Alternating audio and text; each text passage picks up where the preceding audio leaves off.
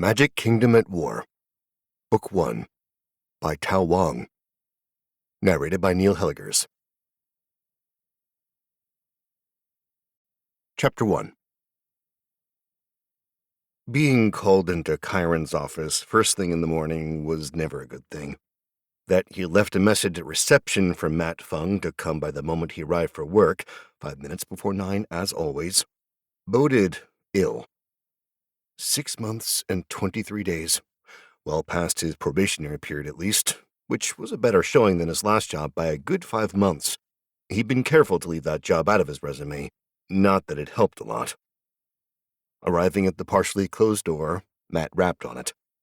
A quick scan of the office behind him showed half the desks in the open plan office filled. Everyone else had arrived early as usual.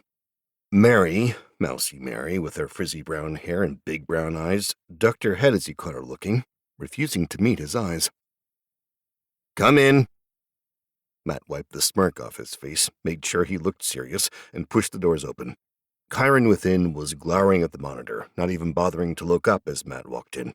He didn't bother sitting, figuring it wasn't worth the energy. Of course, his boss, with his carefully tended, trendy fade of a haircut, didn't bother looking for long minutes. Childish power plays. But then again, the boy was a child. "You left early yesterday." Chiron swung his office chair straight, facing the man squarely. "Again." "I left at 5:05, Matt said, not rising to the bait. "The Rushman project was not finished." "There's about 2 hours' work left on it, yes," Matt replied. "I was intending to finish it this morning." "Don't bother. I gave it to Mary.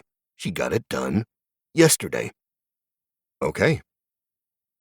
Silence stretched between the two as Matt just waited patiently for what he knew was about to come. He'd done this dance often enough. "We've discussed the requirements of your job before," Chiron said, leaning forwards and steepling his fingers. He tried to look stern, but it mostly made him look constipated to Matt. "And how your dedication to the company is lacking, especially compared to your peers. Now, an important project was nearly not done on time.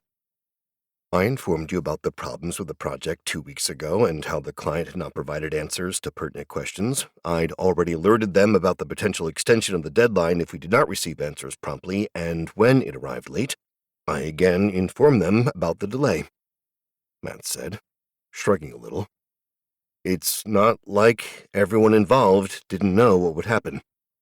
Our job is to make our clients happy. If you wanted the work finished on the original deadline, you should have assigned someone else to help me, as I'd asked. Are you saying I'm in the wrong?" Matt chose not to answer that. It was rather obvious after all, and there was a slim margin he was not about to get fired. Very slim. Silence again, drawn out. After a moment, Chiron cleared his throat. "The Jacobs file. I'd like you to go over it and get me a summary by tomorrow morning. They're looking to divest some of their poor performance investments and reinvest in a few new ventures."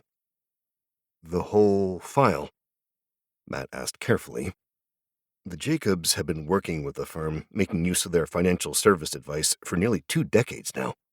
They had over $50 million in holdings spread out across a variety of industries and companies. There were dozens of contracts and investments to review, from private companies to public shareholdings, ETFs, real estate investments, forex reserves, and bonds, and more. "Of course." "Who else is on it?" "No one."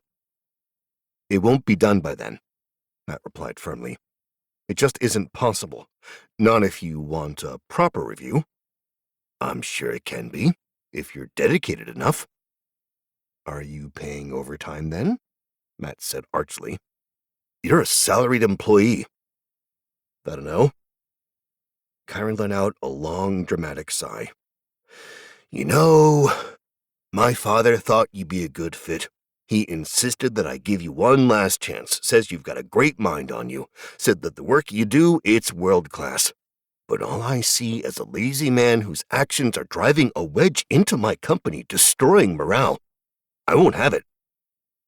"I don't work for free, and I won't work unpaid overtime. It's not my responsibility to manage the schedules and workload, just the clients and their expectations. Matt shook his head, his smirk making a reappearance, which isn't made easier when you won't back us up. Your job is to keep them happy. Chiron slammed a fist on the table as he finished. Or do you not know how much money they bring in? I do. I also know how much you pay us. Matt shrugged. And that you can afford the overtime. You... Chiron pointed at the door. Get out! Okay. Matt stepped back, then hesitated. So when you said get out, did you mean of the office or the company? You're fired, you idiot! Figured. Grinning now, Matt reached up and tugged on the necktie around his neck, loosening it. He then sauntered over to his desk, pulling open the drawer, grabbing the stash of candy bars he had in there, and stuffing them into his pocket. He scanned the table, searching for anything else he had brought in. Nope. The single dismal potted plant had been bought by the company. So had the laptop, which they had hinted he bring home, and he had refused to do. No company phone, of course. They'd been too cheap to buy him one. The pens and other stationery were all from the company store. He'd stopped bothering with bringing in personal effects a while ago, since the 4th job he'd been let go from. Hauling it all around was annoying. Satisfied he was leaving nothing behind, he sauntered to the exit. The other employees dared not even look at him, their eyes glued to their screens. Even Mary only glanced at him before looking down, shoulders hunched. His smirk grew even more pronounced. On a whim, he stopped at the exit, near where the receptionist waited.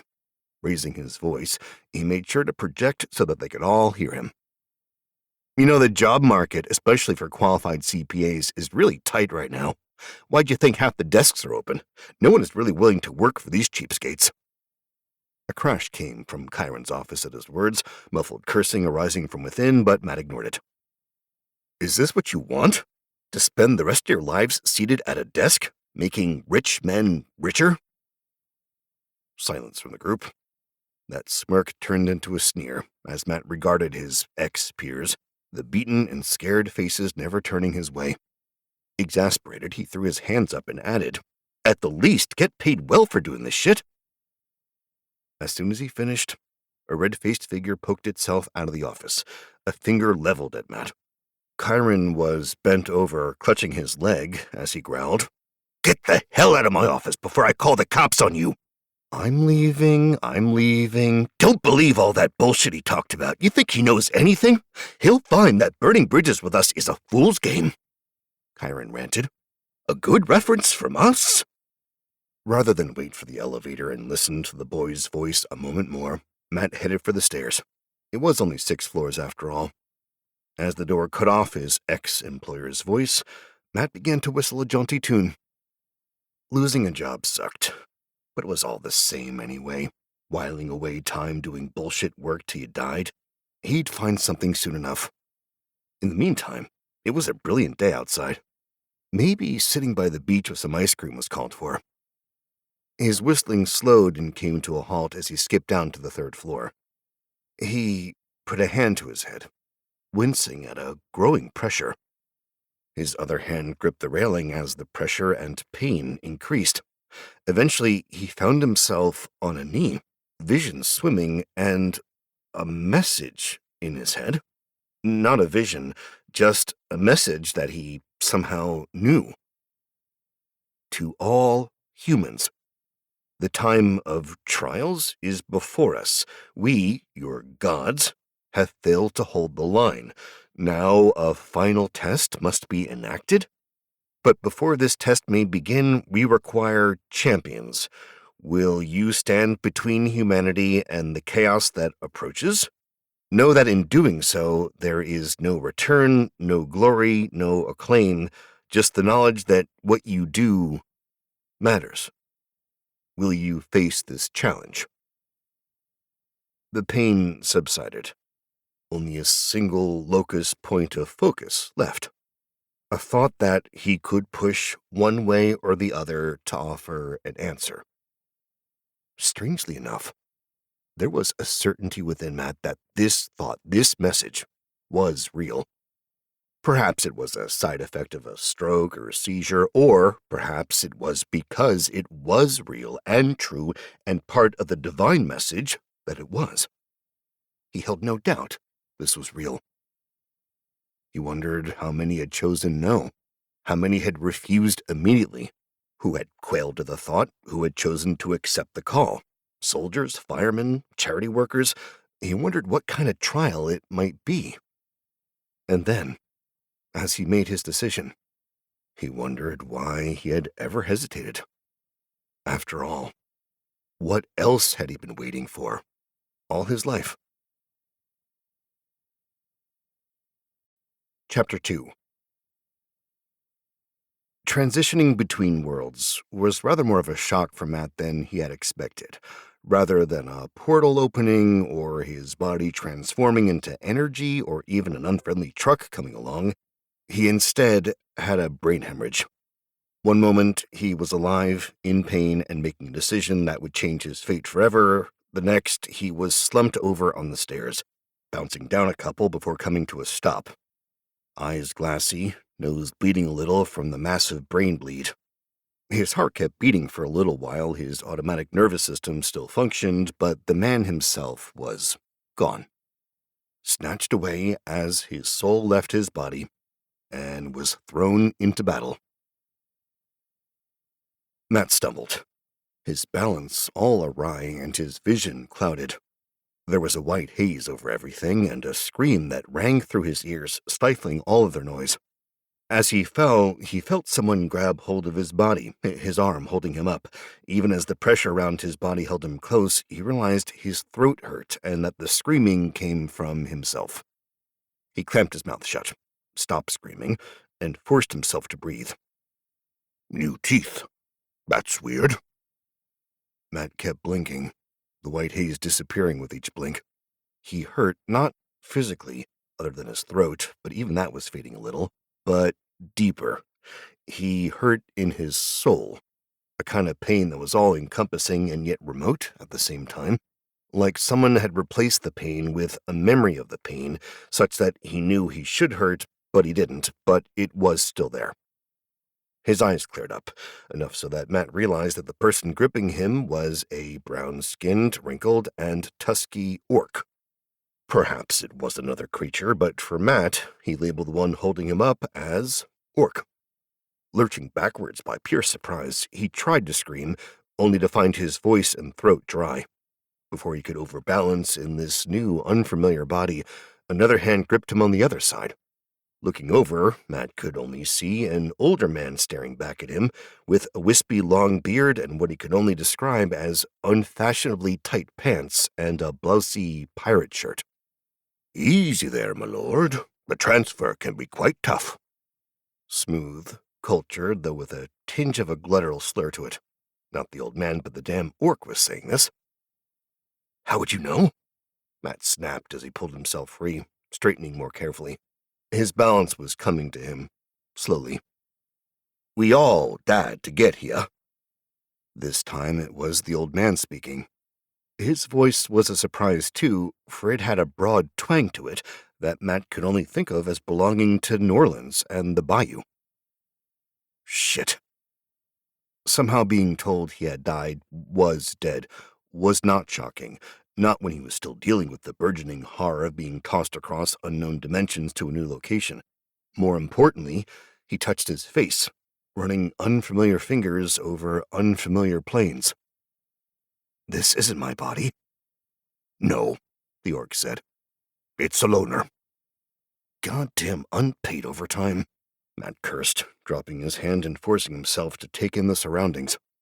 They were in a small, gray-brown stone room, the walls constructed with imperfect blocks and mortared together with old cement.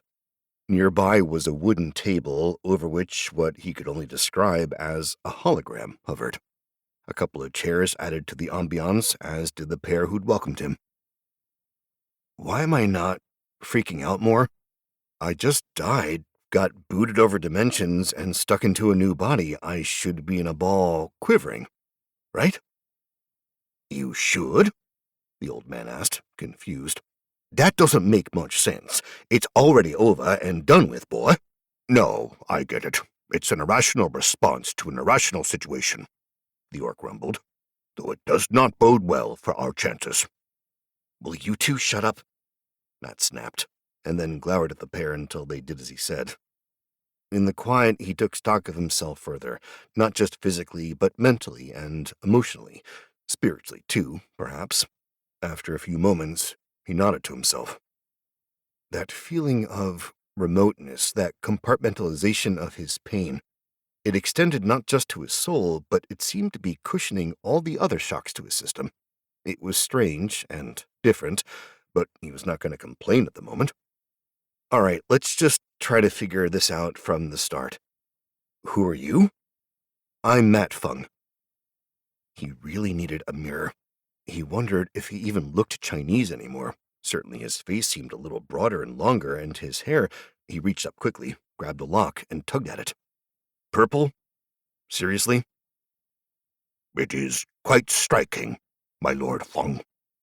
The orc slurred the last name a bit, so instead of doing a more PH noise for the F and rhyming the last name with hung, he'd gone with a more F sound with a guttural dropping ung. I am 𝗃𝒂𝒃, your warlord, and that is Irvine, your alchemist. No last names? We do not recall them any longer, Irvine said. That's messed up, Matt frowned. Why can I? It is likely that they protected your mind with a greater degree of caution than ours, 𝗃𝒂𝒃 said. Your job is more important after all. As though being an alchemist isn't, Irvine snapped waspishly. I'll let you know, putting the wrong mixed together means death for us all. And if I lose, we all die. But still, they took my name, 𝗃𝒂𝒃 rumbled, a dissatisfied look crossing the orc's face. Strange, Matt thought, that it was so easy to read the alien features. Hopefully that'd stay the same and no weird cross-cultural problems cropped up. But that wasn't the problem, none of that was. Because his memory of the last few moments of his life was returning, and the damn hovering hologram on the table was looking all too familiar. To start with, why create hexagonal denotations for landscape? Squares made more sense if you were navigating, since you could just give a two-line series of coordinates to mark the specific location, and there was less confusion. That's the reason why even military maps went with squares. The only time you had hexagons for map pieces was when you needed to simplify movement in an artificial manner, like if you thought of units as pieces on a board that had to be shifted around. Then you could mark hexagonal terrain areas, make movement cost a specific amount, while also indicating minimum or maximum movement speeds of a unit. That was kind of similar too, since a lot of the terrain denoted was semi-realistic. The hologram displayed the surrounding terrain around the central fort, where he was, he assumed, and the 3 circles of hexes of space around it. Outside of that, additional hexes could be seen but were shaded gray, 2 circles of hexes out, and black. You have to ask about that. Later. He was a little busy understanding what he was looking at on the map, grabbing pieces of information. He had to admit they had a pretty damn good strategic location. Right on the water, with a couple of hexes of ocean, or was that sea, behind them. To the left, hills and mountains, which meant they had a good chance of finding precious metals or gold. Directly ahead, they had a series of plains, and to the far right, what looked like a landing shifting down and an isthmus or peninsula, or maybe just a lake, and a large amount of forests. Most interestingly, a village marked almost immediately north of them on a straight line across plains. No road between the fort and the village, though. There were tiny pennants on the village, gray-brown, unlike the dark blue that flew above their keep. So, a warlord, an alchemist, a hexagonal map of the surroundings with a fog of war overlay, and himself, of course. I'm supposed to help you build an army, aren't I? Matt said, looking at 𝗃𝒂𝒃. This is a damn strategy game. With what? Magical troops that I send out to control land? 𝗃𝒂𝒃 grinned widely, showing yellowish teeth and a lot of tusk. Irvine sniggered. Exactly. Matt palmed his face at the absurdity of it all. Then again, it was probably better for him that this battle for humanity's existence was a damn strategic board game, rather than, say, a PvP arena. he'd be so much dirt on the ground. At least here, he had a chance. A good one. It had been a while since he broke out his board games, but he had been a pretty decent player back in the day. All right, fine. So what kind of troops do I have? Matt took his hand away from his face, flexing it by his side. Touch the key, boy, and choose, Irvine replied. And hopefully you'll choose right, because I'm not looking forward to dying again. Well, no pressure there then. Chapter 3. His fingers brushed the hard light projection, feeling a touch of heat, and then a frisson of energy shot through him. He fell into himself. That was about the only way he could describe it, even now, as information flowed through him. No words, just sense impressions of things that he could choose. Too much to choose. The first basic choice was what kind of race he would have, who he would rule. There were multiple species, hundreds of variations available within each species even. As an example, humans were an option, but there were a large variety of cultures or civilizations available within. Someone who had a little more pride in humanity might have stopped there, picked something like the Romans or the Greeks or perhaps the British, even Tang Dynasty China, where the motherland had been at its medieval peak before corruption and conquest had driven it away. That was a thought. It's all pre-industrial revolution in here, Matt said out loud, or at least he thought he said it out loud. He wasn't sure his mouth was even moving, and his advisors, if they answered, weren't being heard. Freaky, being both inside his own body and yet so deep within that he couldn't consciously move anything. But better to focus. So, no options that were at the Industrial Revolution stage, which meant that all the fun and powerful weaponry that humanity had created was unavailable. No atom bombs to end the fight, or multi-kilometer-long artillery bombardments. Pity. Anyway, humans sucked. Never mind the ethical complications of what exactly these humans were being pulled into, or how they were added to this world. Were they all volunteers like him? Were they people plucked from their lives? Or perhaps, since the gods were in play, drawn from heaven, or hell, or Valhalla? That'd probably be the most ethically non-dubious resolution, but since he had no idea, he wouldn't bet on it. Also, if he was going to play a damn video game, why go for boring-ass humans? And no flouncy, bouncy elves. Well, maybe elf girls, especially if they were Japanese elf girls with their big hearts and love for the protagonist. Focus. Saving humanity here. No elves, no dwarves, no gnomes or small people. In fact, might as well cross out the majority of the basic sapient creatures. Among other things, he wasn't sure he could wait for them to give birth, grow up, and get out of there. That led to another bouncing thought, a question of overall strategy. Was the entire game or setup a civilization-building one or just battle-driven? Was he doing Civ or a total war? That, he needed answers. Whatever all this information flooding into him was, it was not giving him those. Probably what his advisors were for. But he couldn't ask them. Pitting will against the damn block that was stopping him from moving was futile, no matter how he struggled. He felt maybe a little give, felt his mouth move a little, but no words, no sound escaped his lips. Still, he pushed, his head pounding, that fear and anger and confusion that had been blocked off fading a little, as though the more he struggled, the thinner the barrier grew. Then another presence, too, in his mind. "My lord, you called?" Braskar's voice in his mind. "Couldn't even spend 2 shakes of a rat's tail without us." Irvine now. Weird to hear without his ears. Still, that was good. He asked his question. "Heroes like me and Braskar, and you as our lord are, well, what we are. The servants, however, are not sentient. They are formations of energy, from what we can tell. Smart enough to take orders, but utterly useless outside of their pre-programmed routes. So choose whatever you want. It's all the same, boy." Irvine replied first. "And this is a game of conquest and control, my lord. You must build out our keep, form our legions, and conquer the surroundings.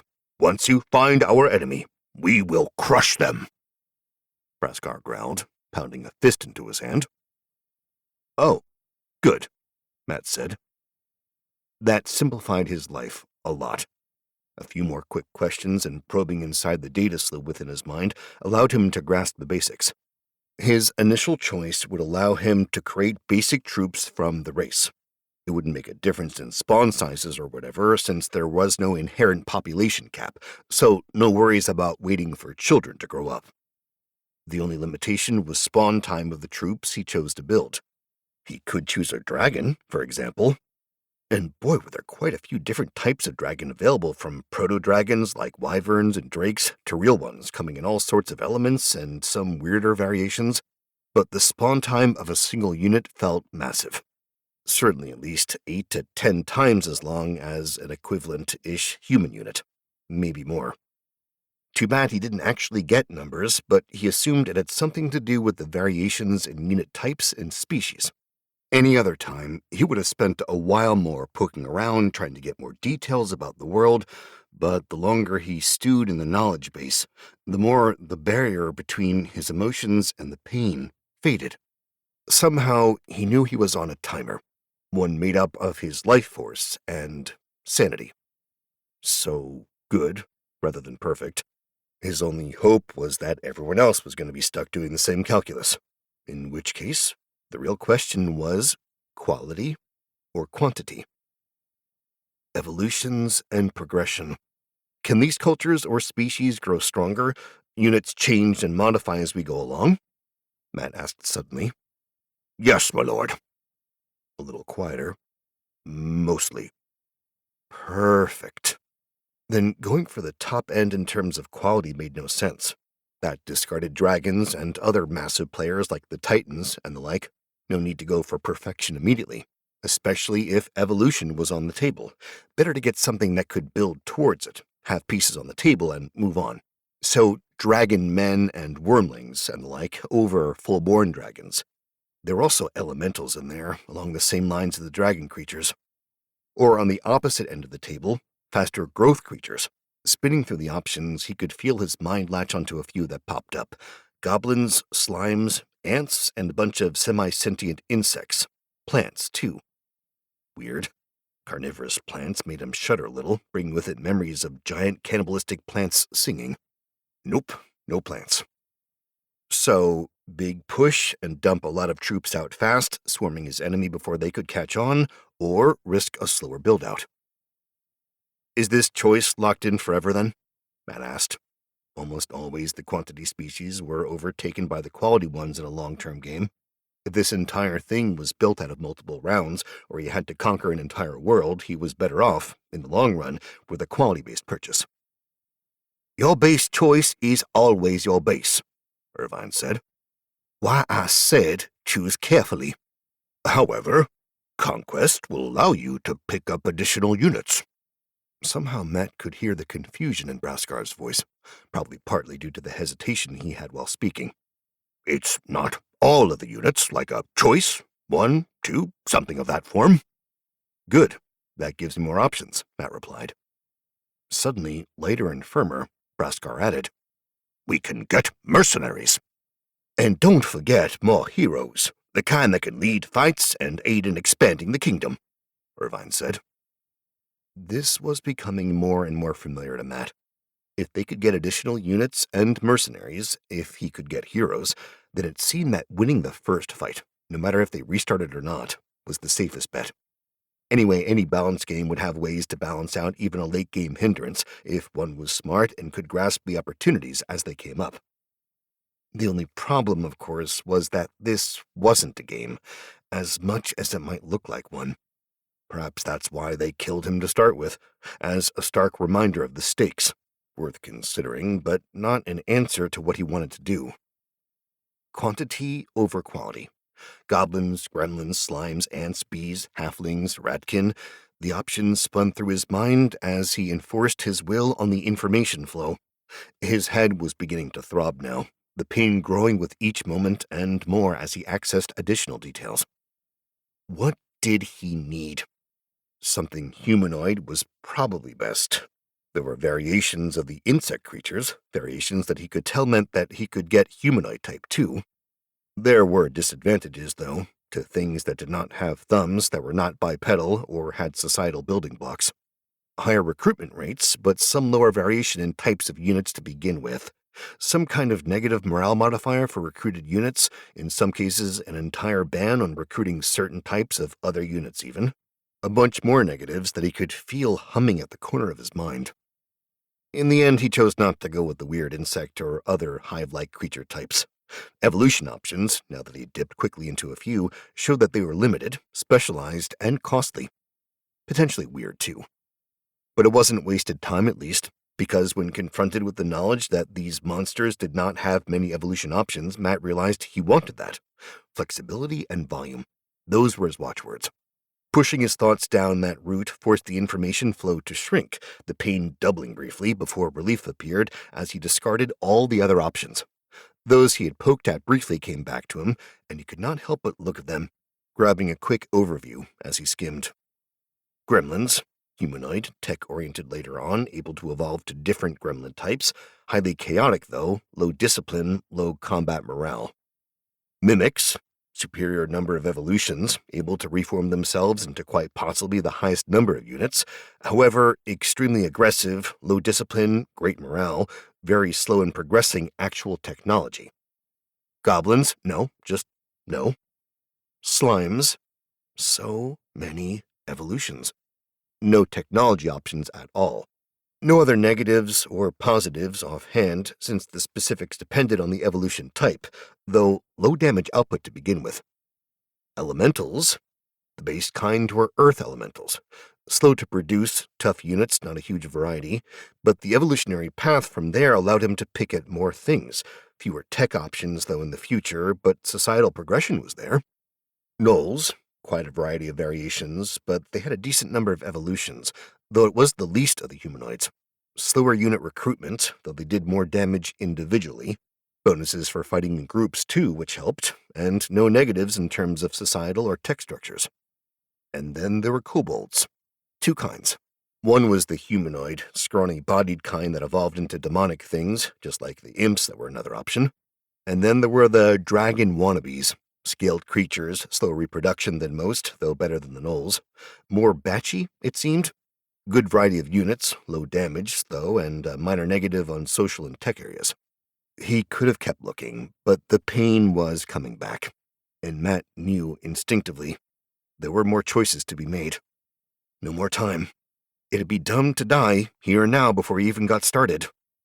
So he made his decision and willed it at the pain, only for it to disappear and then return with a vengeance moments later.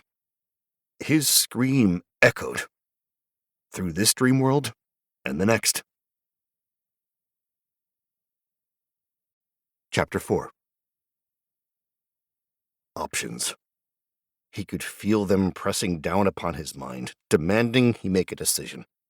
He should have expected something like this, what with the way the damn system loading into his mind worked. He wanted to pick a more esoteric ability, something that looked innocuous at first, unless you read a lot of anime or science fiction or fantasy, the kind of game-breaking option that would let him overwhelm everyone else. Except if it was that easy, why wouldn't everyone else make those choices? Sometimes the esoteric choices that gave the protagonist an ability that defied the gods were just a trap for everyone else.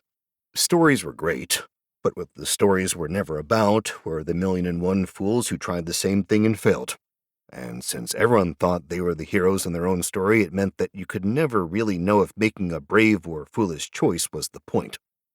More importantly, part of the reason he was going with a fast recruitment species was because he wanted to establish a wide base of power. Esoteric powers might be interesting, but if they also came with finicky uses, like difficulty figuring out how to manipulate gravity or space or time properly, then his entire plan would fail from the start. So, no weird elementals. Because that was what he had chosen in the end. Elementals. More complex than slimes or mimics, but not as straightforward as something like the humanoids. He knew he could even choose or push them towards being humanoid elementals in the future, but that was later. Right now, he needed to choose an element. It wouldn't be the only one he would ever get to choose. He could feel that. It was just a starting point, until it was time to evolve his species once more. When that happened, maybe he would have time to play with stranger options. Simple. Time for simple. Recommendations? Matt shot to his advisors. He could tell that they had sensed it when he had made his decision. 𝗃𝗁𝗁𝗀, if you had asked before, Irvine grumbled. But a metal elemental will be good. If you got something semi-precious, we might be able to shore up our treasury immediately. At least he did not choose the slimes. Snotty, useless things, 𝗃𝒂𝒊𝒄 rumbled. This is a decent choice, and could give us a significant advantage in the future. Metal is reasonable, but something hard. Earth might be slower, but their strength could be useful. Fire? Matt mused out loud. No! Both advisors shouted the word together. Ow, fine, but why? Undisciplined at best would be my assumption. Most elementals are not smart. The amount of damage a fire elemental could do does not bear thinking about. Without proper discipline, it would be a danger to us, 𝗃𝒂𝒊𝒄 said. I bet they burn down the keep before we even get started, Irvine said. Then what will we do?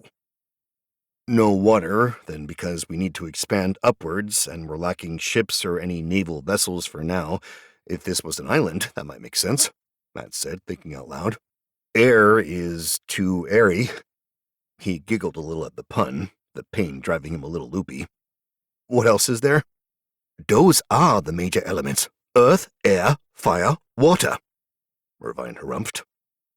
Metal isn't an element in that, of course, but it is a good substitute for earth. Lava has the same problem as fire. Mud, perhaps. Ash, smoke, or the other options might make good units, though, 𝗃𝒂𝒊𝒄 said. Depends on what those units have to do, Irvine pointed out, unless they need to grab or hold anything. Matt had grown silent, letting the pair argue about the various merits. His own mind was skimming and skipping, though the comment about major elements, it was wrong. There were 5 elements, and air was not part of them. In fact, if looked at that way, that might be the best element of all. Then again, he had said no to plant things before. But these weren't really plants, more the concept of a plant, the very element of plants. It shouldn't have made a difference. It did. He made his decision, before his brain leaked out of his ears, hoping he was doing it right. Wood elementals were chosen, and the world twisted around him again. He lurched within his own mind, spinning around as information fled and then returned. Wood, my lord. An interesting choice, but I can work with that. Red ink.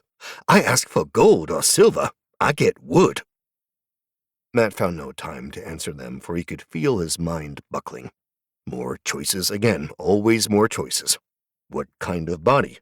He knew there were arguments that bipedal was not the best option, that there might be variations, but he couldn't remember them. Not right now. Whatever. Bipedal wood elementals would do. Gone were the living plants, the balls of living ivy, the crawling ivy, the poisonous spore forms flowering in semi-sapient root vegetables, all those options, gone like tears in the rain, never to come back. Never mind. The pain in his head had faded, the choice of form having relieved a lot of the pressure. All those myriad options had been pressing down on him, and now he had a few less to work with. In fact, there were only 3 more options, and each of them were connected, like assigning points on a trigram that tugged and pulled the other points closer as you pulled on one end. Body, mind, spirit. The yogis were wrong. You couldn't have all 3. Had to give up one or the other, at least in this scenario. Nothing for it but decide. Another portion of his mind pulled information that had been shoved into him to the forefront before he could pluck at the data. Wood elementals. Inherently high body, good spirit, lousy mind. The points he was allocating were enhancements on the base, like a multiplication table or something. Assign too low on one thing, and he'd have dumber than rocks tree elementals. He could almost hear 𝗃𝒂𝒊𝒄 pleading with him not to do that. Irvine was quiet, probably had given up at this point, though maybe a high body might mean more adaptability. Oh, it did. More instinctual knowledge that did not come to the forefront till he actually thought the question.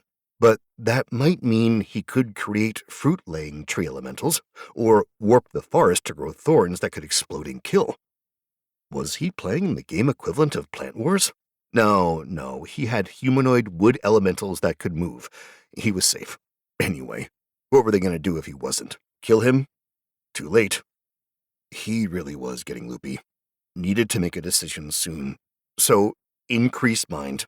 Increase body because he wanted wood for its adaptability, its ability to change and alter. He wasn't sure what he was giving up by lowering their spirit. Hello, weird knowledge. Nothing? Fine. He locked in the decision after shoving the points of the triangle as best he could. Felt a mental jerk, not Al from physics class who always had the answer, as the information fled him, leaving him reeling in his own mind before he was catapulted backwards. Out of his own soul back into the real world, feeling like 12 miles of bad roads, sweating and cursing, head pounding. They didn't even buy him dinner after using him so roughly. Chapter 5. Coming to himself, Matt pushed himself upwards. The pain was receding, pulled back behind the shadow curtain around his soul and feelings. He found himself straightening and wiping at his nose, only to stare at the blood that had dribbled from it. A cloth was shoved in his direction by Irvine, which made Matt blink dumbly with painful, crusty eyes. "Take it. You need to clean that face. It wasn't much of a looker before, but now—" Irvine shuddered. "Bathroom?" A finger pointed to a nearby door, and Matt staggered within. He found a familiar-looking abode with an actual toilet and taps, so he yanked on the handle to watch as liquid splashed out. Moments later, he had his face buried in the water, squinting around the cold chalk to watch as the water pinked up. Blood had come not just from his nose, but his eyes, too. Eventually, the water stopped running red and pink, and he hauled his face upwards. Magical taps and running water, but the mirror they had was a yellow oval of beaten copper that distorted and twisted the face he saw looking back at him. Another shock to the system, one that sent shivers down his spine. The person staring back at him over the other side, that wasn't him. Couldn't be. Yet he knew it was. At least he looked Asian, the slant of the eyes a little more northern Chinese or Korean than his own southern Chinese roots had been. Taller, too, again like the northern Chinese. That he didn't mind. Not much in terms of muscle mass, though, but that was fine. Old. Mid-30s, if you would have guessed, but the body felt fine. No aches, no pains, nothing troubling him at all. He wasn't even hungry. Yet. Then another thought struck him, and, making sure the door was closed and locked, he made use of the washroom's other facilities. He might have handled it a little longer than strictly necessary, but a man had to have some priorities. Admittedly, so far the denizens of this keep were an orc, an old man, and a bunch of trees. Not exactly prime dating material, no matter your orientation.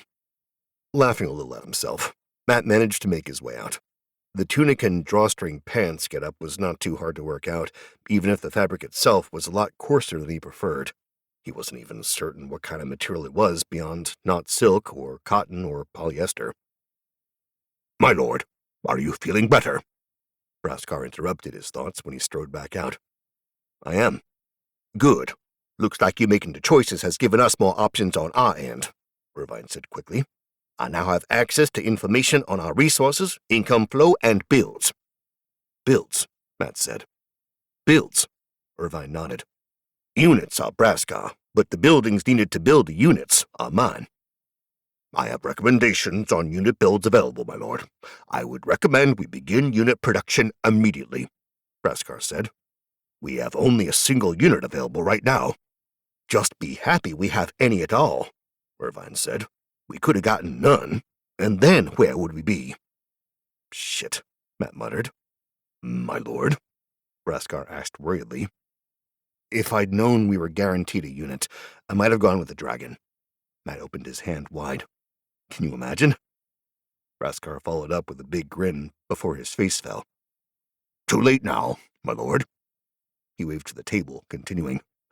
"But if you'll review the information we have, we can begin." Matt looked to the table as requested, eyes widening as he noted a new block of hovering information. It wasn't much, but it clarified almost everything that he had chosen. So simple, considering how much pain he'd been put through. Species, wood elemental, Bipedal, least. Mind 6, body 8, spirit 3. Available units, woodlings. Woodlings? Matt said out loud curiously. As the one command, the table flickered, the map disappearing to be replaced by a rotating figure of a bipedal wood creature. It looked nothing more than a 5-foot-tall, thin, ashen sapling with branch arms and 2 stumpy legs. It had wide, glowing openings for its eyes and mouth, but lacked a nose or even a hint of one. Next to the image, further information in text format appeared. Unit name, woodlings. Type, wood elemental. Tier, lesser tier 1. Number 8, movement 1. Cost 20 gold. Melee attack 6. Melee defense 12. Ranged attack 0. Ranged defense 18. Hit points 8. Speed 5. Special abilities grow, harden.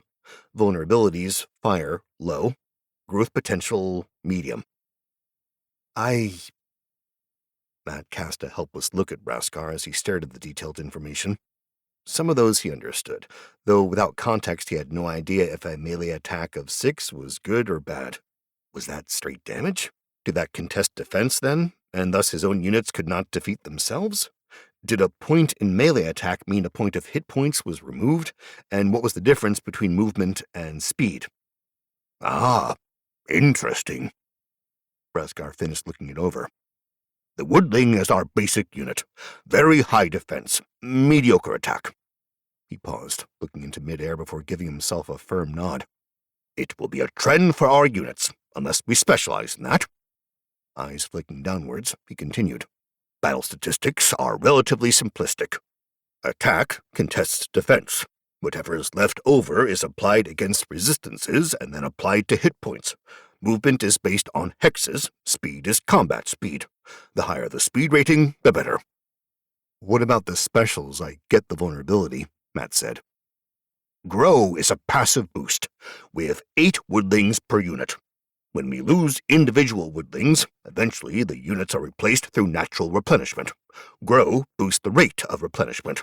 So long as a unit isn't destroyed entirely, they'll eventually return to full strength, 𝗂𝒂𝒃 said. If we park them inside a location, like a keep, that replenishment rate obviously increases. Matt nodded. All that made sense. As for harden, it's a defensive skill. Doubles their defense for a short period. 𝗂𝒂𝒃 stared into space again before nodding slowly. We don't get to control that unless I'm, or another hero is, with the unit. Otherwise, they choose. So the dumb trees get to choose? Irvine scoffed. Yes, 𝗂𝒂𝒃 said repressingly. It's a good thing our lord increased their base mind rating, no? Irvine just muttered something under his breath. Okay, enough. Matt waved them quiet. A moment later, reacting to the motion of his hands, the unit information disappeared, replaced by the keep once more. Staring at it, Matt spotted a few interesting things, including a new section in the keep itself that he could only describe as a tiny grove. Reaching out, his fingers touched the grove. For a moment, his fingers felt as though they had touched something, like a soap bubble, but even more ephemeral. Then the hologram changed again, the grove increasing in size. Name, grove. Building type, barracks. Tier, lesser tier 1. Units available to produce, woodlings 20/4. Units in production, none. All self-explanatory except those last numbers, which he asked about, of course. Gold cost and production time. This time it was Irvine who spoke, the thin man grinning at 𝗂𝒂𝒃. We have 200 gold right now. Nice. So we can produce 10 of them. Matt paused. In 4 days? Yes.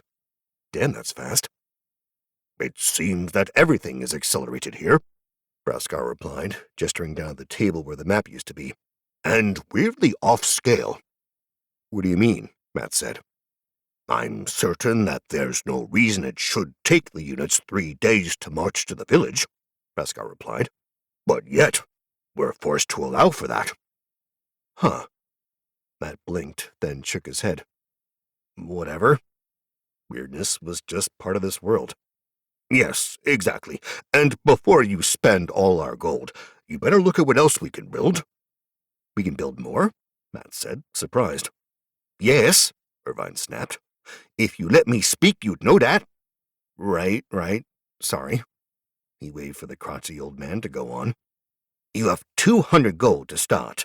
Production of gold is low, though. You get 5 gold a day. As if he could see Matt thinking, he cut the man off. Yes, exactly enough to keep putting out 1 new unit each time it comes up. Now, hush. I didn't say anything, Matt protested. You're thinking so loud I can see it on your face. A slight pause. Do you play poker? No. Probably best for us, muttered Irvine. Irvine, 𝗃𝒂𝒊𝒄 rumbled. I got it. We got 5 options for building. I can sense there are more options, but here's what we got. A spotted hand waved at the table, and then it shifted, the map disappearing once more. 5 new building types appeared, hovering in the space, even as Irvine muttered. Got to fix that. Having the map disappear all the time is bad. Agreed. You figure that out? Matt said, leaning forward so he could read the unit information better. Time to see what they could do about improving the keep, and at some point, figuring out what their overall objective was. If it wasn't, kill them all, and let God sort out the innocent. Chapter 6. 5 floating construction pieces. It was a weird mixture, since on one hand there was the grove itself, except this time more robust, more plentiful with bigger trees, and on the opposite spectrum what he could only describe as a street-side stall. Nature and civilization mashed together. Upgrade available, Grove 2. Building type, barracks. Tier, lesser tier 2. Units available to produce, Woodlings 2, 25/5. Cost 125. Production time 8 days. Doesn't look like much of an upgrade, Matt said. A quick probe got the map to shift, pulling up the new Woodlings 2. Longer production time, but an overall increase of 2 points to their attributes. That was it, really, other than a graphical change that had them looking bigger. That it? Yes, 𝗃𝒂𝒊𝒄 rumbled. The Woodlings will just grow stronger as we upgrade the Grove. The Grove can be upgraded further. I can feel the system, and once we get it high enough, it'll be able to build different unit types, Irvine said. Right, Matt muttered, turning his attention to the next map by flicking the upgraded Woodling away. He moved on to the next floating spot, which was, strangely enough, just an open space. No information on it at the moment. It took Matt prodding it for details to come up, and then he was left with a simple question. Squirting cucumbers, sandbox trees, or firecracker flowers? Matt did try to keep a straight face, but the idea of the cucumbers? Well, it seems to have safe search on. What? 𝗃𝒂𝒊𝒄 said. Irvine, on the other hand, was laughing softly. I take it where you come from, there's no such thing as the internet and Rule 34. My lord. Matt waved the man's protests away. No, better to focus. Ranged units would be good for their overall unit strength. In fact, his favorite tactic when playing these games was a strong, highly defensive melee frontline and a powerful range group that just tore up the enemy. Something to consider, but for later. Most importantly, it seemed building a new building itself was going to cost him his entire treasury. Expensive, Matt muttered. If he bought it now, he might not have a lot of funds to actually build a new unit, what with only getting 5 gold a day. Depending on how fast it took to build, that'd be a real gamble. I would recommend later, my lord, 𝗃𝒂𝒊𝒄 rumbled. We must gain control of our surroundings first. Fair, Matt said, but he chose to put off making any strategic decisions yet. No, better to know his options, which meant looking at the other 2 buildings. The roadside stall was a surprise. He never would have expected it to be the way to increase monetary production. Structure available, stall. Building type, treasury. Tier, lesser tier 1. Benefit, plus 5 gold per day. Cost 100 gold.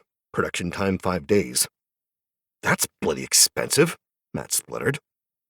More gold is always better, Irvine said. The earlier we can increase our monetary lead, the better. Unless we get crushed beforehand, 𝗃𝒂𝒊𝒄 rumbled. Or we just get crushed later. Enough, Matt snapped, quieting the two. How did people work when everyone wanted their say? He could never understand it, not even in the real world. One last building. This was a dome, a rather slipshod, murky, glass-walled, earth-barricaded greenhouse. It looked like some medieval inventor had heard of the idea of a greenhouse and then threw it all together, even going so far as to have included flues for smoke and heating of the earth itself during winter months. Did they have winter months here? Was he even going to be alive by the time winter arrived? Structure available, basic greenhouse. Building type, evolutionary. Tier, lesser tier 1. Benefit, allows research into new unit types and evolutions. Cost, 500 gold. Production time, 20 days. Well, that's a wash, Matt said immediately. No point even considering buying that, especially considering how little funds he had. Irvine's point about getting more funds now was beginning to look more and more important. The smile that Irvine was showcasing said that the man knew his point had been made. All right, so I think it's pretty clear we should get the stall to begin with. It doesn't wipe our funds entirely, and we'd earn back what we spent in 20 days, which is good. Matt paused, then looked at Irvine. Is there anything else we can do to get funds? Resources? The old man nodded, waving his hand at the table. Once more, the buildings collapsed back inwards, the light within the room flickering a little, before the map of the surroundings came back once more. More finger wiggling, the man going so far as to chew on the corner of his lips and beard before, suddenly, little dots appeared on the map. Peering closer, Matt slowly registered that they were resource symbols. Fish on the water, which probably indicated that with the right kind of buildings he would have fish to trade, or perhaps to eat, depending on the kind of game they were looking at playing. Then further up, lumber on the forest hex. Nothing on the plains at all, though. So, fish and lumber, Matt asked, pointing at the two symbols respectively. Yes. We do not know what that means, though the lumber, I assume, is the minimum required for production, Irvine said. Matt hesitated, then bowled on. He didn't need exact details right now, just general overview. I'm assuming we're at 5 gold because that's what the keep is producing. He gestured downwards. Is there any other way to increase gold production? It's possible if the keep grows, so will its base amount. Irvine touched his head. I've not so much information on that, I admit. Any idea how we do that? Irvine just shrugged. Matt growled, though if he was irritated with the old man or just in general, he was not certain. If I had to guess, it is likely available after we reach a number of prerequisite builds, my lord, 𝗂𝒂𝒊𝒄 rumbled. Right, okay. Any other ideas about the resources? Exactly what they are. Food and lumber, of course, Irvine said. You daft? No, nor do I like being insulted, Matt snapped. He made sure to meet Irvine's eyes and wait for the irritable old man to break and look away first, muttering a soft apology, before he went on. I need more than just guesses if you have it. That's your role here, after all. Well, I don't know what more I can say. It's not like I have much more information. More than me, Matt smiled grimly, and then sighed. Fine, we're stuck with what we have. Forest and plants all the way. Good position, at least. It does seem that way, my lord. And the village? Matt pointed at the village hex, which had a single gold coin on it. Can we build a trade route, increase our gold that way, or do we have to conquer it? We must conquer it, my lord, 𝗂𝒂𝒊𝒄 said. It is what I would suggest we do immediately. With our single unit, Matt said. Can we do that? Only one way to tell. This time, the grin was full of teeth and set Matt shivering. It seemed that his man was just a little on the bloodthirsty side. All right, I think I have it, Matt considered, reviewing everything he had learnt. He'd need to make some decisions very soon to get things moving. And then, well, then he'd have to see what else this world had to offer him. Let's get working. Chapter 7. Matt pushed away from the table, choosing to walk. He wasn't sure if it was just because it was his first time being in charge and being able to pace wherever he wanted, or because this body was naturally antsy, but he felt the need to move to get his mind working. Right. Strategy before purchasing. We're going for fast replication. We want to spread and spread fast to gain control of as much land and learn as we want. That means we should start building units immediately, never mind the other concerns and upgrades. My lord, wait, let me talk this out, then object, Matt said, interrupting 𝗂𝒂𝒃. We can view up to 3 hexes away. We seem to be able to move 1 hex. That means if we start producing right now, there's some minor risk of someone being close by and coming in to attack us. But we can always pull our unit back if we see that happening. But we'll only have 1 unit here, and they might have more than 1, Irvine said. Yeah, but walls, those will help. Matt shook his head. No, building up a unit early and sending the one we have should be safe enough. We might not want to have more than 1 scouting unit out, but the first can get moving. The village, 𝗂𝒂𝒃 rumbled. That's not scouting, Irvine pointed out. It is gold, though. The older man let out a low hum of agreement. Right, gold. That's gotta be our next upgrade. Getting more funds early is a non-brainer, Matt said, then frowned. It's so obvious. I'm now wondering if there's a trick, a catch. He stilled, thinking hard as he tried to find a reason why he shouldn't get a stall now. It's possible that upgrading the grove will provide powerful foot soldiers that will allow us to conquer and contain the surrounding areas, 𝗂𝒂𝒃 offered hesitantly, especially if they are close. Right, doubling down on the fast unit production, Matt nodded. We don't have a lot of funds either, so if we spend it all there, we'll be forced to wait longer for a return. Ranged units would make us a lot safer. Your melee units can't do much for defense, Irvine pointed out. Another good point. Then Matt shook his head. Still, I think we're going with the obvious.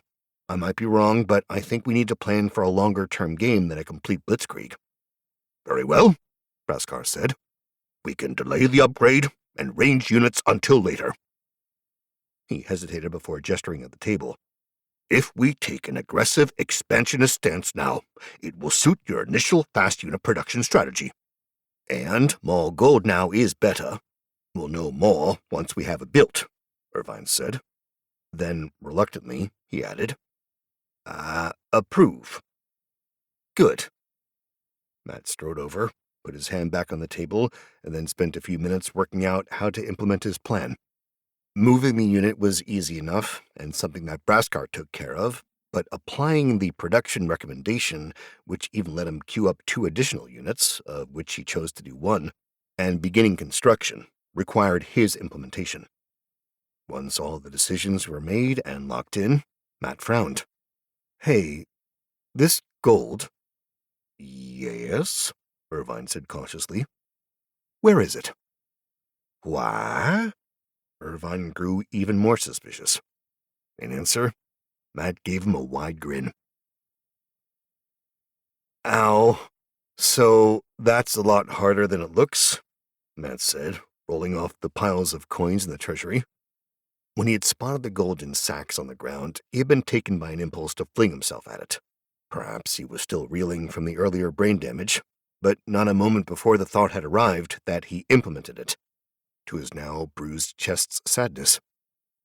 We're doomed, Irvine intoned morosely. Lighten up, man, Matt said, standing up. So, what should we be doing?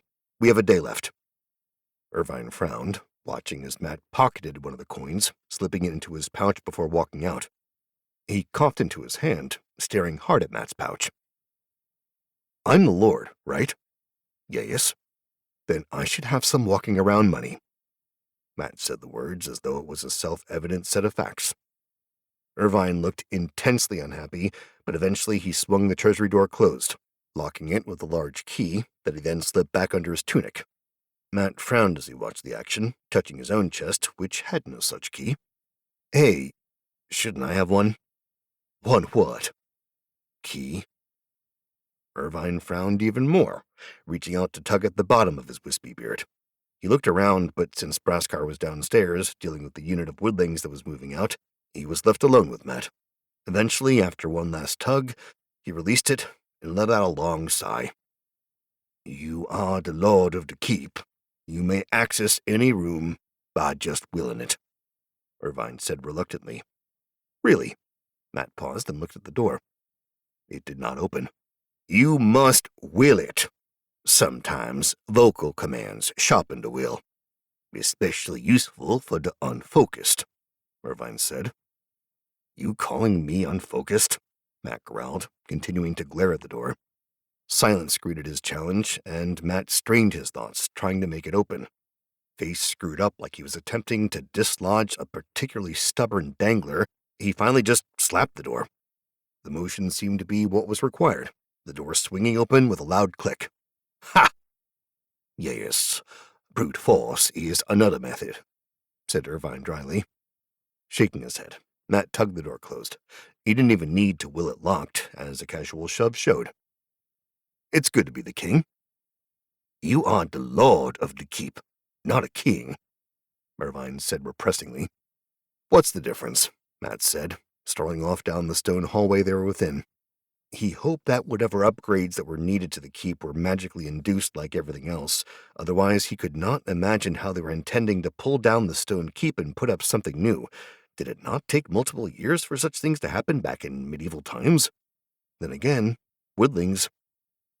"A king requires a kingdom. A kingdom requires subjects." Irvine gestured around him. "Preferably more than two." That brought Matt to a stop, and he spun to look at Irvine. "There aren't servants, cooks, stable hands, people to tend the grove?" Irvine shook his head. "Not in the sense of real individuals like us." The older man's lips thinned. "You'll see when you meet them. I believe only advisors, heroes, will be truly intelligent." Frowning, Matt continued to walk the keep.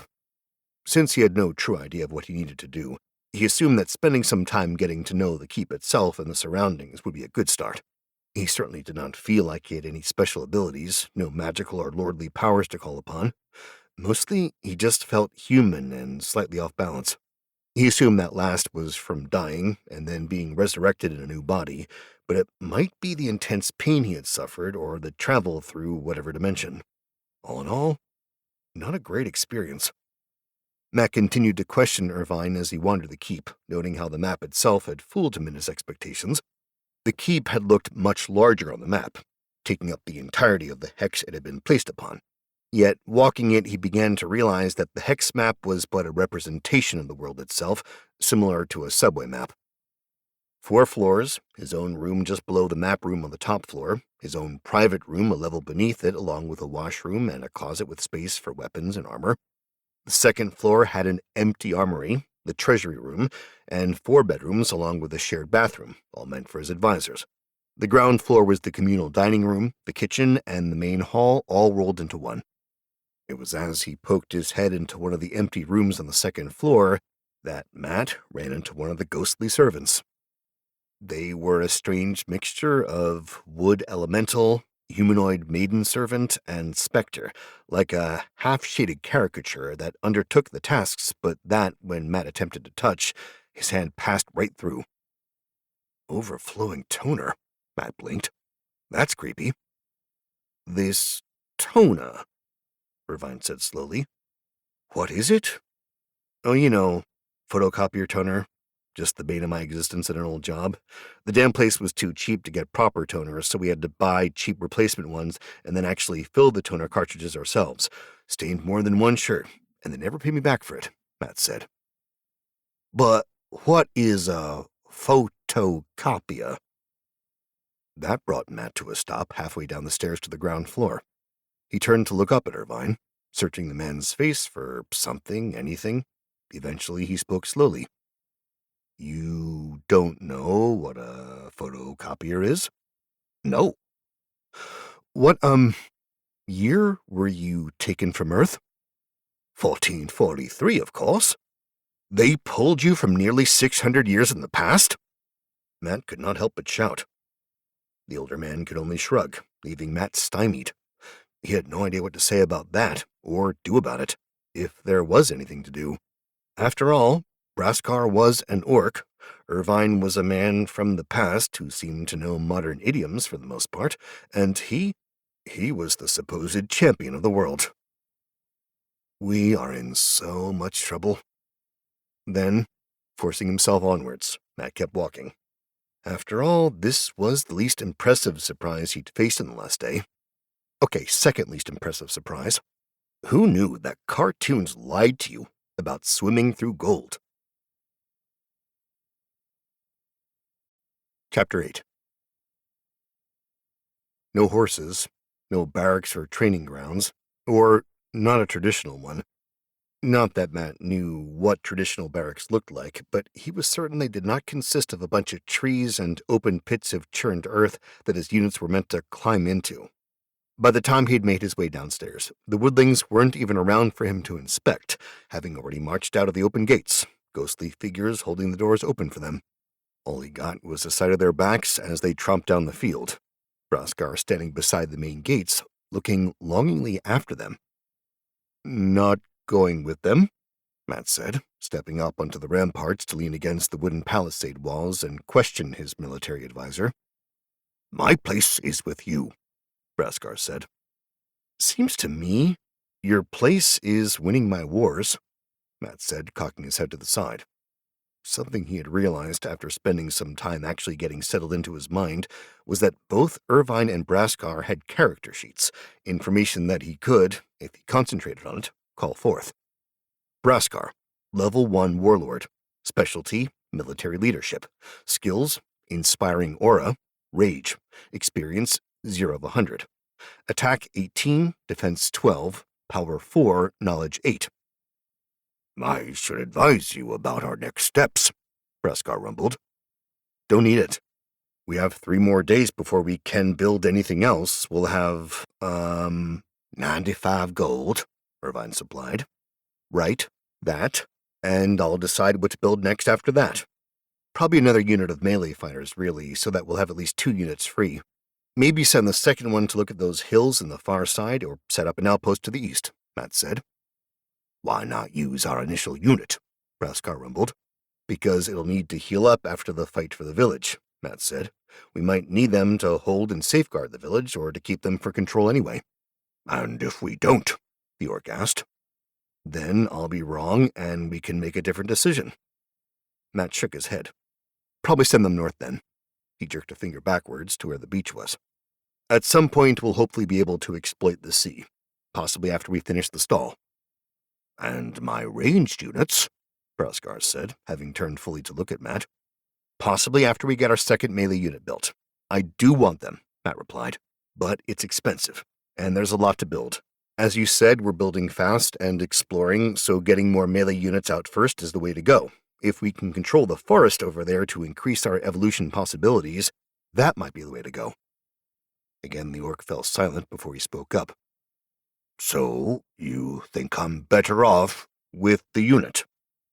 "If we lose them, we'll be pushed back even further.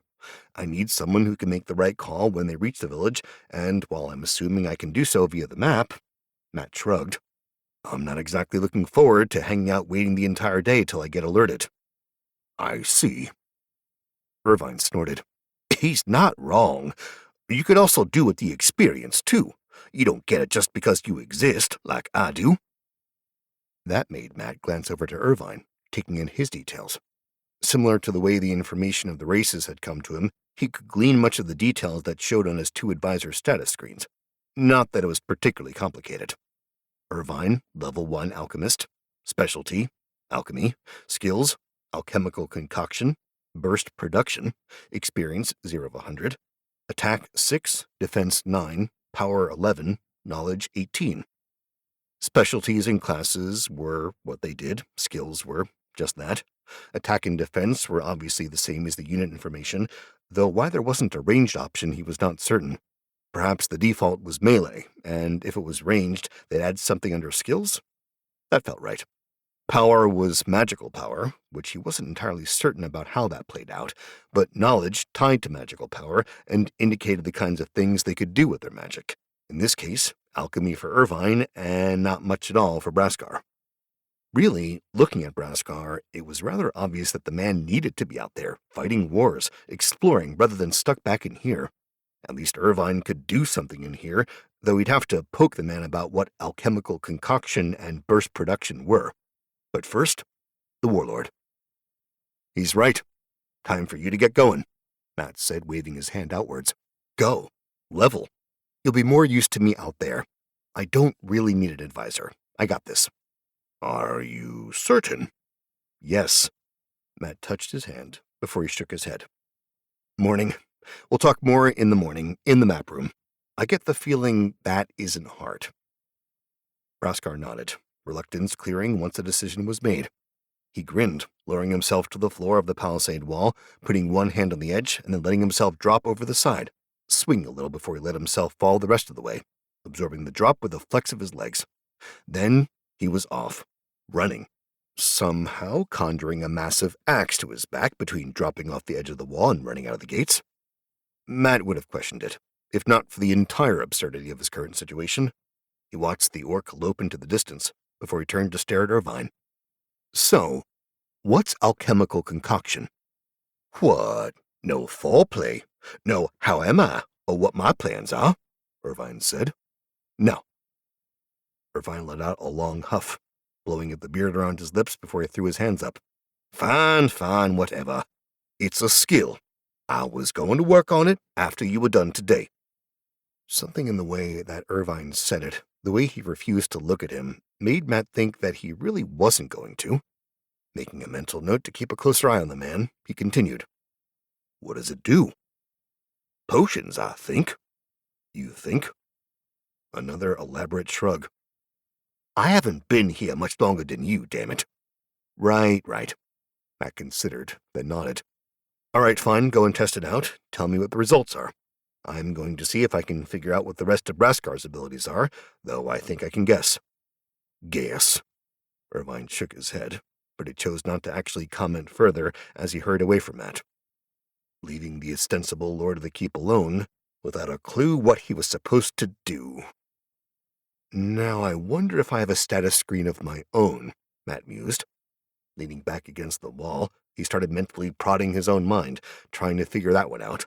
Because hell, if it was a game and everyone had special skills, maybe he did too. That'd be a nice change. Wandering the keep, poking his nose in everywhere, and then stealing the food that the ghostly servants made satisfied his culinary cravings. However, no matter how he pushed himself, prodded at his mind, and conjured terms, none of it worked. No special skills for me, Matt sighed, leaning against one of the trees that was growing in the grove, staring outwards. He could almost feel the tree growing, forming behind his back. He was now somewhat at a loss of what to do. Sure, there was some logic to the point of potentially training himself in a martial art, except he had sent away the only person who could train him. In addition, scarily enough, he was pretty certain that if he did have the ability to call up his base stats and compare them to the stats of someone like 𝗂𝒂𝒃, he would be significantly overshadowed.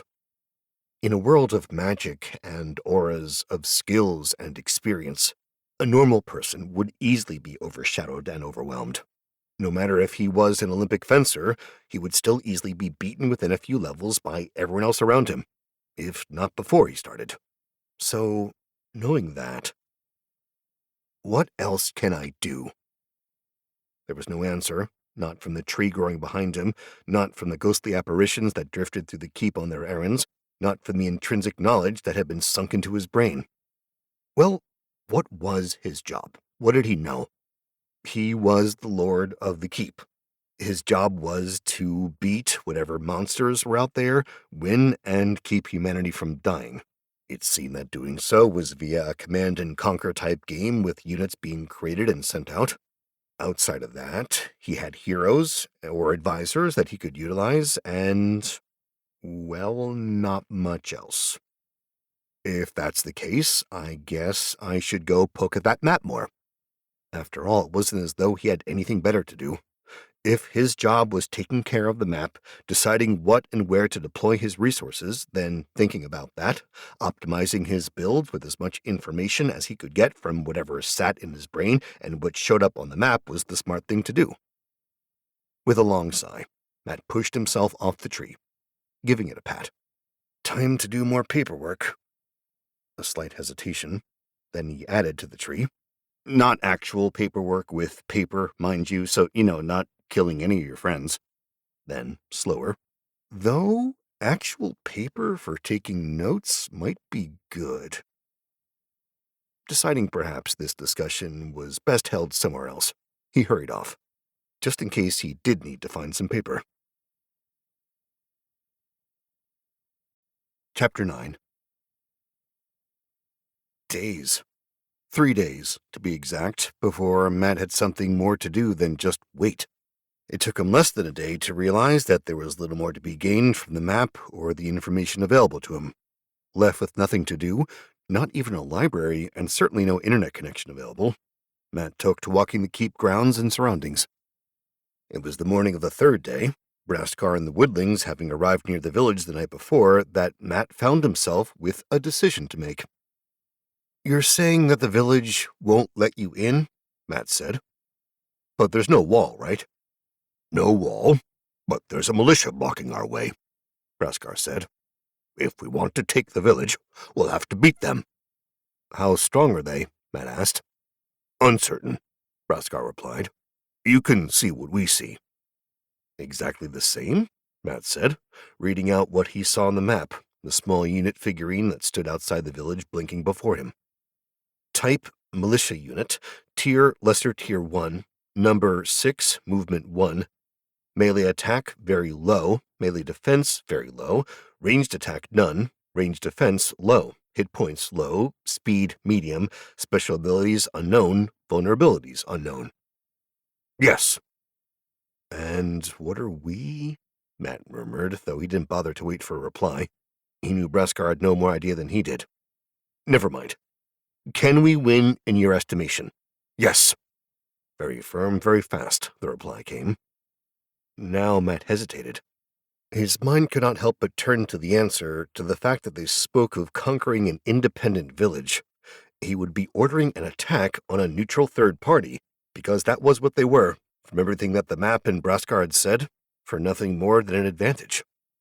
In anything but a game, that would make him the bad guy. But here...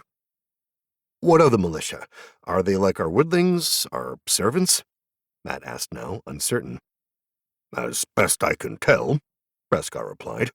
"I can't get too close, or else this battle will definitely begin, but they've been standing there since we arrived last night." "It doesn't matter," Irvine said by Matt's side, hand flat on the table. "We need the gold and resources. We need you to expand the city, so do it." "And if those are real people? Too bad, so sad."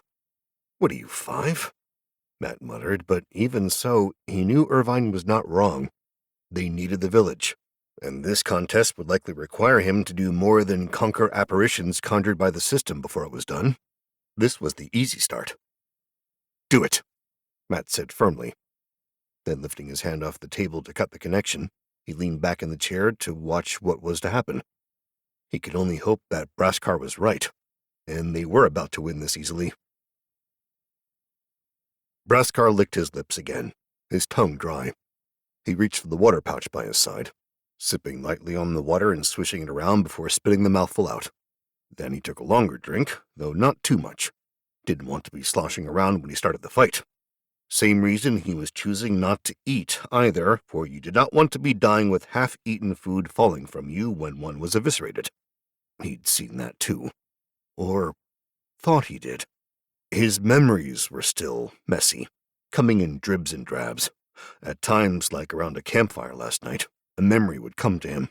Ghostly images of past family or friends talking and eating as the smell of burning wood and roasted meat filled the air. Other times he would reach for understanding or the memory that formed the bedrock of his knowledge and find it missing. Now, here he was, ready for his first real test. 𝗂𝒃's heart pounded in his chest, faster than it should have for the start of an engagement. Yet he could not help it.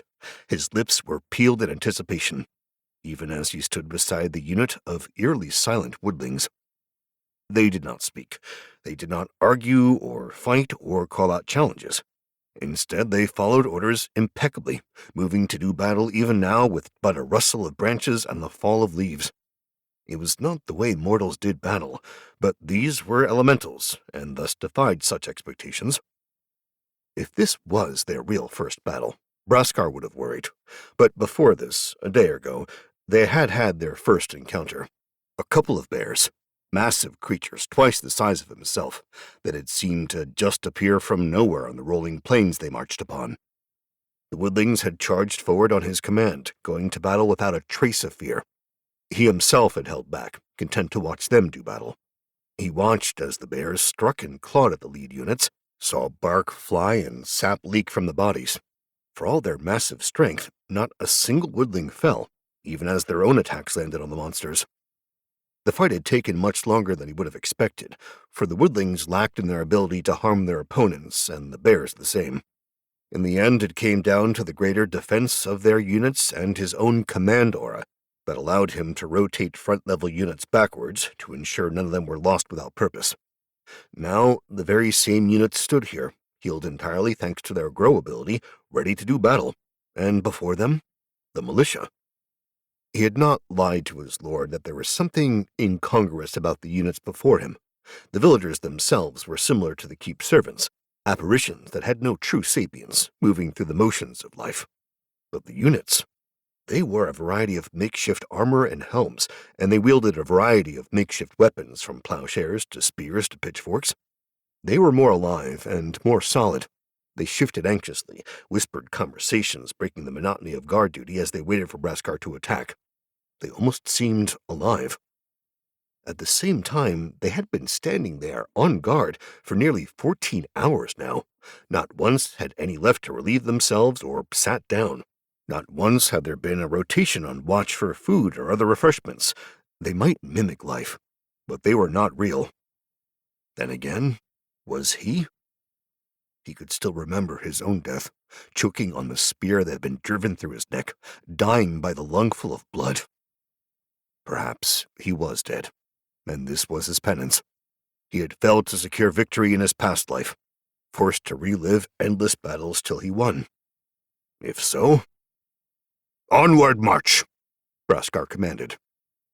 A shiver ran through the woodlings, leaves and branches rattling and swaying, the creak of supple wood filling the air. As one, the elementals moved forwards, golden glow within their trunks intensifying. 𝗂𝒃𝒃 let out an involuntary shiver, for there was something unnatural in the way they approached the other unit, the deep intensity and hunger they exhibited. On the other end, the militia unit reacted, pulling together into a tight formation, 3 men across, 2 deep. They chose not to rush the team or even angle themselves around, though perhaps they intended that later. 𝗂𝒃𝒃 trotted alongside the woodlings on their left flank, his axe unslung and carried in his hand. Today, he would let his axe drink deep. He would not hold back like before. Today he would see if his memories were true, and he was a warrior and not a coward. 100 meters fell away quickly, becoming 10. At the last moment, the militia let out a ragged cry and charged into the woodlings, choosing to meet the other unit head-on. Fools. Spears and pitchforks glanced off toughened bark, scraping against wood and leaving shallow lines. The occasional blade caught deep, but others were entangled in long-reaching limbs and pulled aside. In the meantime, the long line of elementals collapsed down, seeking to envelop the militia unit.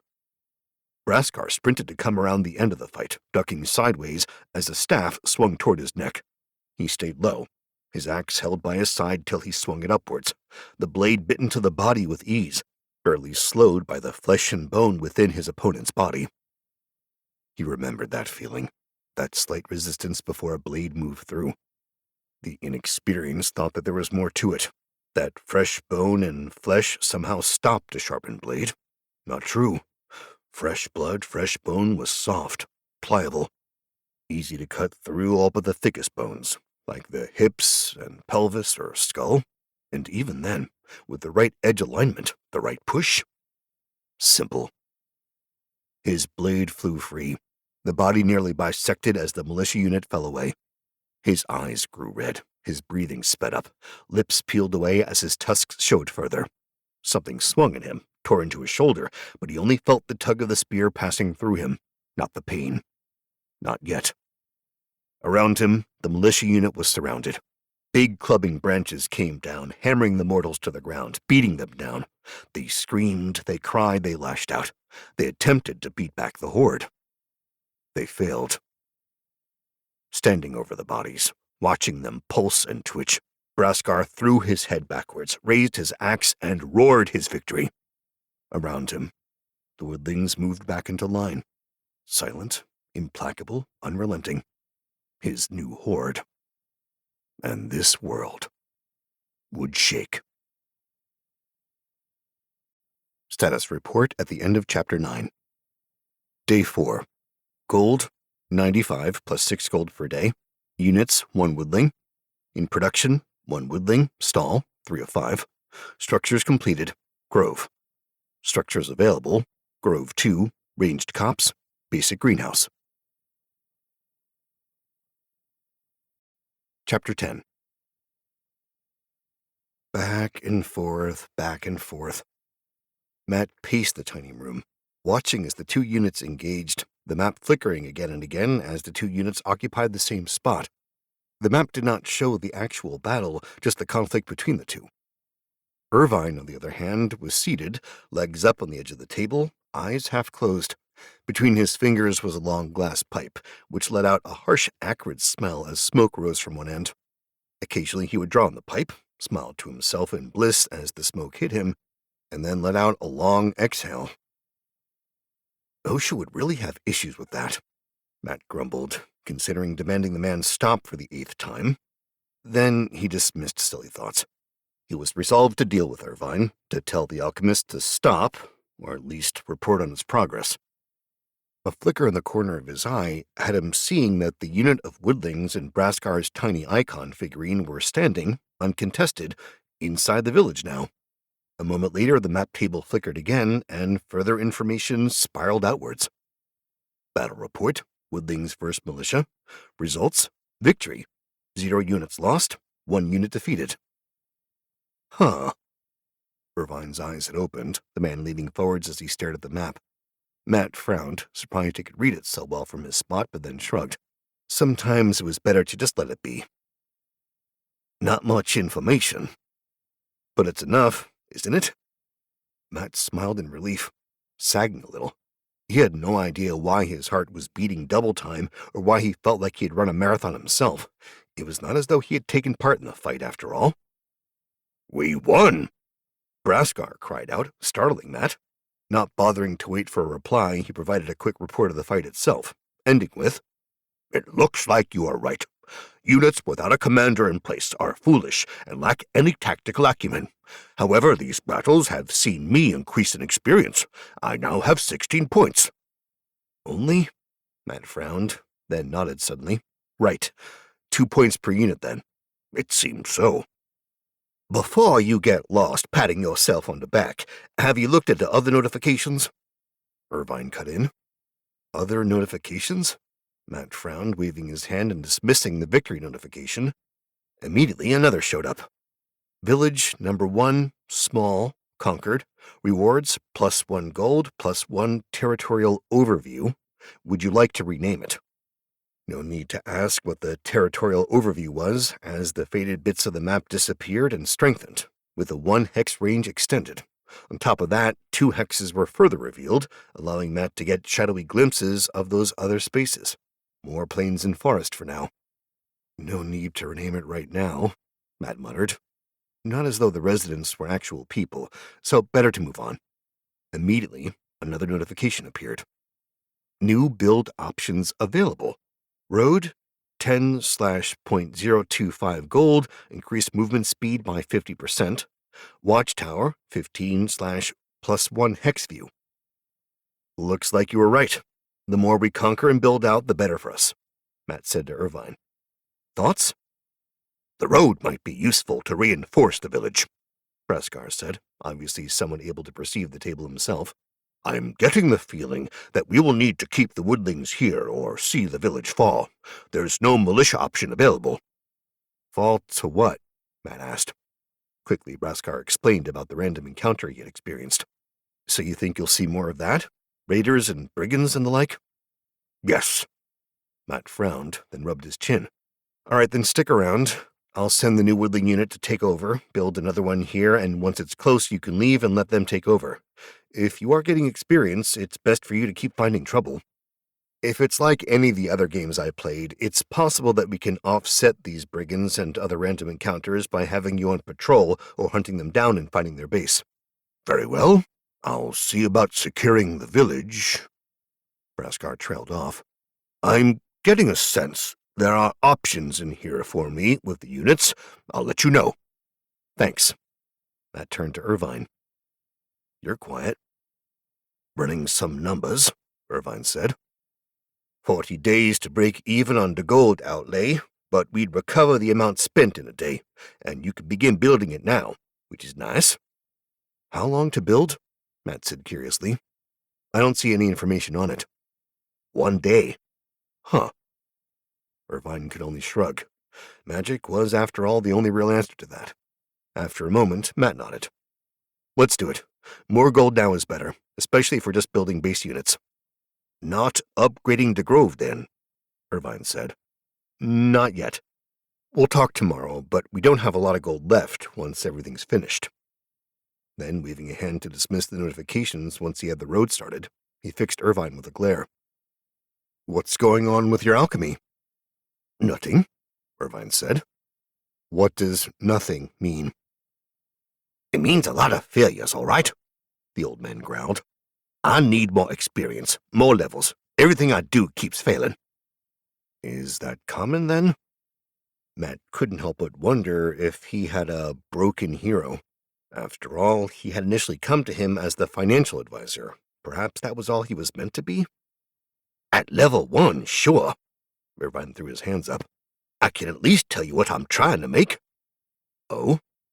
Potions of strength gives a +2 to melee attacks. Once I have the formula correct, then I can produce them in quantity for our units. 1 set of potions, once a day. I assume they're consumables. You mean you drink them? Irvine said. And they're gone after you use them, Matt clarified. Of course. That's great, Matt sighed. Wait, if we use those potions for 𝗂𝒂𝒊𝒄 and you, wouldn't it be useful for, 12 fights? No. The older man was waving his glass pipe around. It locks to the unit the moment you give it to them. Quantity and number shrink. That makes no sense. Another elaborate shrug. Fine. Matt rubbed his face. Sometimes this damn world made utterly no sense to him. But you have to figure out the formula first. Can you research and produce at the same time? Another shake of the head. Damn it. Maybe in the future? Irvine said tentatively, brows furrowed. I think, if I level up. And you're leveling right now? Gaining experience, yes. A single finger was held up. Slowly? Another long sigh from Matt, before he pointed to the doors leading out. Then you best get practicing. I'll take any advantage we can get. Grumbling about micromanaging taskmasters, Irvine stood up and walked to the exit. He stopped right at the doorway, tilting his head to the side. What are you going to do? Staring at the map, Matt took his time in answering. The only thing I can do. Strategize.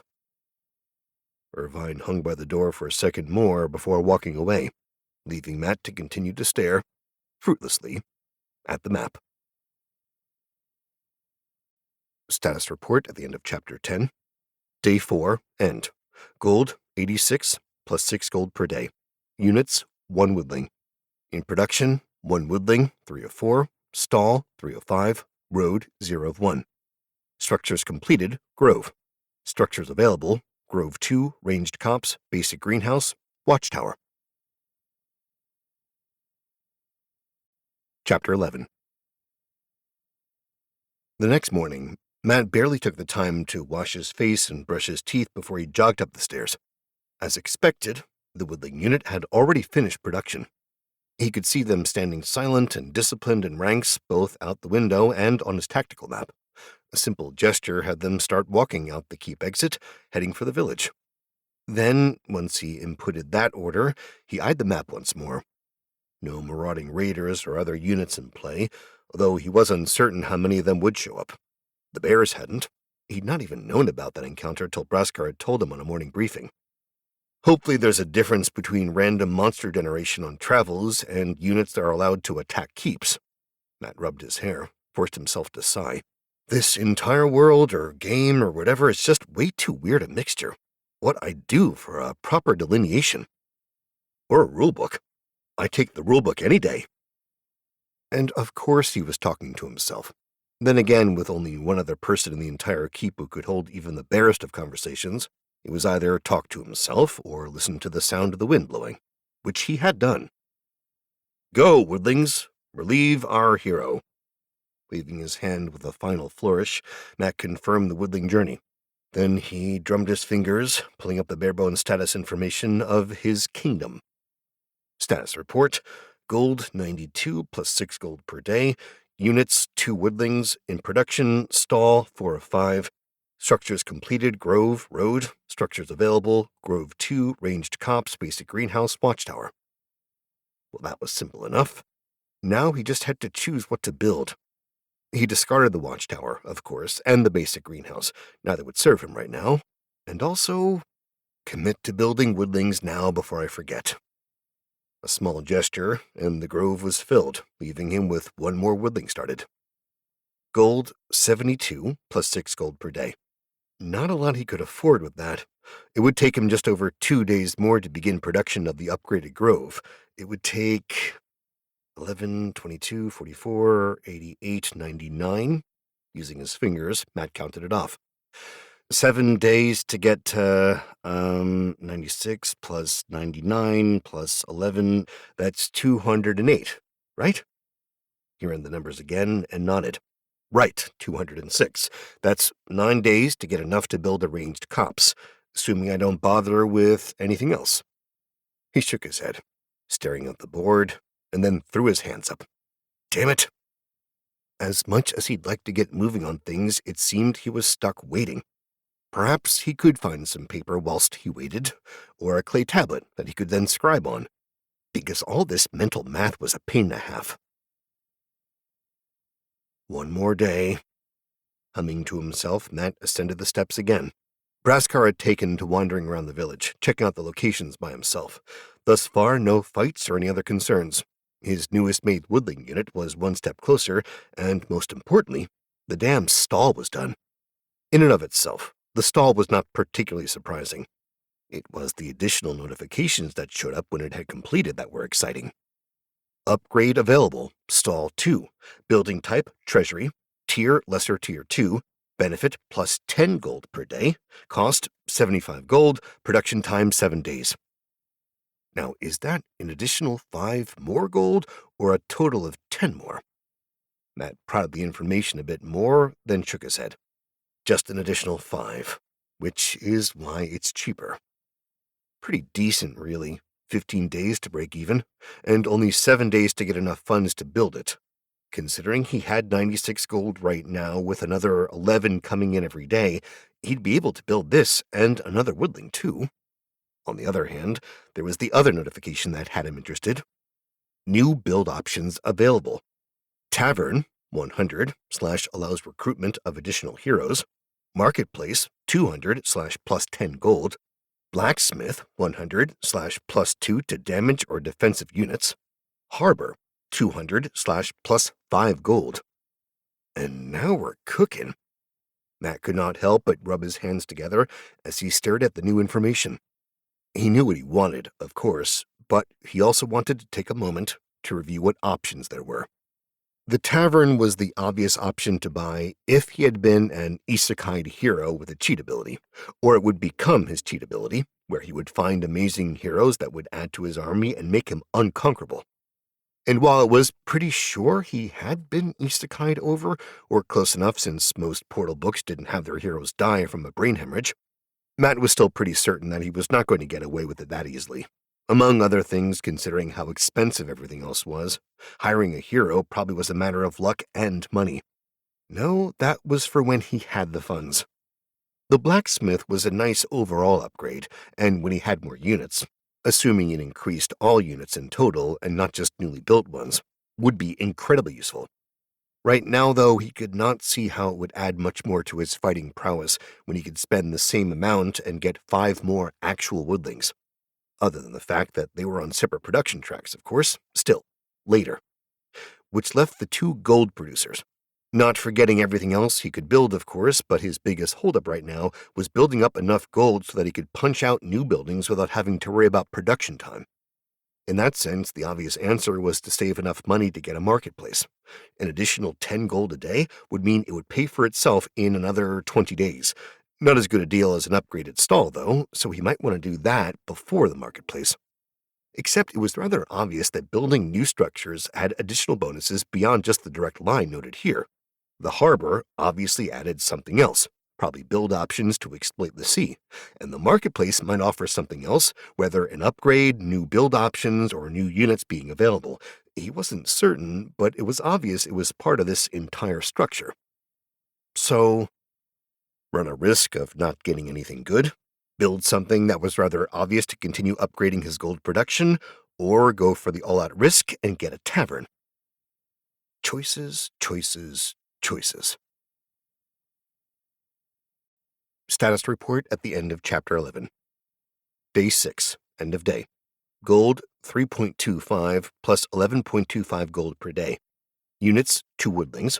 In production, woodling 1 of 4. Structures completed, grove, road, stall. Structures available, grove 2, ranged copse, basic greenhouse, watchtower, tavern, marketplace, blacksmith, harbor, stall 2. Chapter 12. Luckily for Matt, he had a lot of time to think about his choices over the next few days, whilst waiting for the units to build and 𝗂𝒂𝒊𝒄 to report back.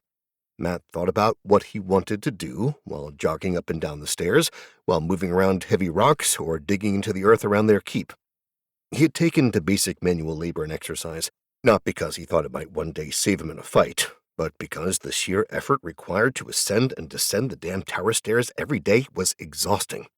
Also, boredom. At least building the beginning of a trench around their keep, or hauling around rocks to put against the wall to throw at invaders, gave him something to do. Without books, or television, or social media to take up his time, finding his own amusement was all that he had on offer. In the meantime, the world journeyed apace. Irvine appeared once a day or so, promising he was close to a breakthrough.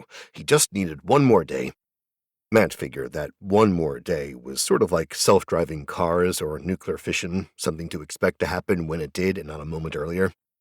Once the new woodling unit was close enough to take over the guarding the next day, 𝗂𝒂𝒊𝒄 brought the other woodling unit out of the village, at which point both he and the unit had been waylaid by another random attack. This time the battle with the snakes had been significantly simpler, though 𝗂𝒂𝒊𝒄 himself had nearly died, having been poisoned by one of the creatures as he charged in. That result had seen to a long tirade by Matt, as he let loose repressed emotions of fear, anger, and helplessness at the hero. The older orc had accepted the tirade without a word, though the situation continued to be frosty between the pair. Even so, the hero continued to scout, moving a hex further out from the village and beginning to reveal more of the map to Matt. Eventually, another major milestone was achieved. The third woodling unit was finally created, which meant that he now had a safeguard for the fort itself, too. To Matt's surprise, a level of tension and fear that he had never realized he felt faded away, allowing him to run the numbers with less tension. A quick flick of the information allowed him to review the information that had changed. Status report. Day 9, beginning of day. Gold 37 plus 11.25 gold per day. Units 3 woodlings. In production, stall 2, 3 of 7. 3 woodling units. Enough funds to make another. If he picked up another woodling, he would have 4, which meant he could look to scouting to the east or west while having a unit that could keep him safe if raiders came. Of course, so far, he'd seen none. It was possible that his concerns of attackers on the keep were overblown, too. If he did not build a unit now, he could wait for the stall upgrade to finish and use the funds to build the next structure soon after. Which one, though? He had no idea. At 16.25 gold a day once the stall 2 finished, it was literally a 2-day wait. Made little sense to wait then, knowing that number. Triggering the production of another unit dropped his gold again to 30 or so gold and left him with 4 more days before he could make a decision. That would put him just under 100 gold, which was pretty damn sweet. Almost like they wanted him to buy the tavern. The only other item available at 100 gold was the blacksmith, though Grove 2 would see him with upgraded woodlings in 2 more days after that. Those could do some major damage, though the additional cost was likely to tip the blacksmith ahead of the upgrade woodlings for now. At some point, he really did want the ranged cops. No. Matt shook his head, firming his decision. He would not get distracted by shinies like the tavern or grove or even the blacksmith. He needed to alter his unit composition or get caught out when a better build army came along and peppered his pure melee army to death. Irvine listened as Matt wandered around the empty keep, muttering to himself. The old man frowned, wondering if his errant lord was going insane, or any more insane. Hard to tell sometimes with the way things were set up. Who could blame him for talking to himself? It was not as though he had access to tomes and tomes of alchemical research to dig into. Studying the books, practicing his alchemy, was a strange sensation for Irvine. It was sort of like learning to dance again, after both your legs had been chopped off, left to heal over, and then, a few years later, regrown. Learning in that sense was nearly as weird as realizing that he had drawn this comparison not from thin air, but from a past experience somewhere. Not his own, Irvine was sure, but someone he had known, once a long time ago. The fact that he could not put his finger on it drove him mad. He found his thoughts wandering more often than not to things that he half remembered, formulas and solutions that seemed nearly right, but just weren't. Ghost memories. Then there were the ingredients he had access to in this room. Dozens and dozens of bottles lined the shelf, filled with everything from floating eyeballs to petals, and what was labeled as the first glimpse of morning light on a summer eve. The fact that such a title even made sense to Irvine was insane, but it was not the worst part of this alchemical lab. It was that he couldn't actually touch the vast majority of the ingredients. Every time he swiped his hand towards an ingredient that he was not meant to have access to, his hand would fall through it, just like the ghostly attendants that cleaned up after the pair of them. He had just over 24 ingredients he was allowed to make use of at his current level, and that was it. Everything else among the ingredients and 2/3 of the equipment, from various cauldrons and alchemical pots to pipettes and distillation equipment, was off limits to him. His first few days had been a matter of walking back and forth, trying to work out what he could and could not do in this strange location. But now, he knew. And as long as Irvine chose not to think about how infuriating and insane these restrictions were, he could forge ahead with his attempts at making the potion. And forge ahead was the right word since, like so much in this world, things were arbitrary. The exact same methodology, the exact same movements gave him varying degrees of success. Never a full one, but sometimes he would drift closer or further, and not for any discernible reason Irvine could sense. A little change in the rate of bubbling from the potion brought Irvine's attention back to what he was doing. He stirred the pot 5 times, counterclockwise. Not 5 1/4 or 4 1/2, but 5 times exactly. Then he poured in a dram of faux silver, the liquid dripping into the potion to twist it, congealing together and changing color swiftly from purple to brown. A reddish brown, similar to live flesh after being cut into by a particularly sharp scalpel. That was no ghost memory. He remembered every moment of cutting into the squirming woman as she screamed, her legs and flesh kicking, muscles straining, blood flowing, and piss in the air. If they had to take memories, why couldn't they have taken that one? Reddish-brown, glowing before him. Irvine counted under his breath, got to 7 before the color shifted suddenly, purpling again, darkening to a dark blue and black. Smoke exploded, but it did not catch Irvine this time, for he had moved away in anticipation. The notification came, late as usual. Potion of strength creation, failure. Success rate, 92%. His best yet so far. Waving his hand, Irvine wandered over to the window and made sure it was propped open fully before he went to grab a book. Nothing to do but wait. After all, the other annoying notification was still there. Potion creation on cooldown. Cooldown time remaining, 29 minutes, 7 seconds. So close, and yet so far. One day, he'd get it. And then, maybe, just maybe, he'd get his hands on more ingredients. Till then, it was a good thing they weren't relying on his skills for safety. Status report at the end of Chapter 12. Day 9. Gold, 19, plus 11.25 gold per day. Units, 3 woodlings. In production, stall 2, 3 of 7. Woodling 04. Structures completed. Grove, road, stall. Structures available. Grove 2, ranged copse, basic greenhouse, watchtower, tavern, marketplace, blacksmith, harbor. Chapter 13. Dust in the distance. Just over the slope of the hill. 𝗂𝒂𝒃 frowned as he stood against the rise. The woodling unit halted beside him.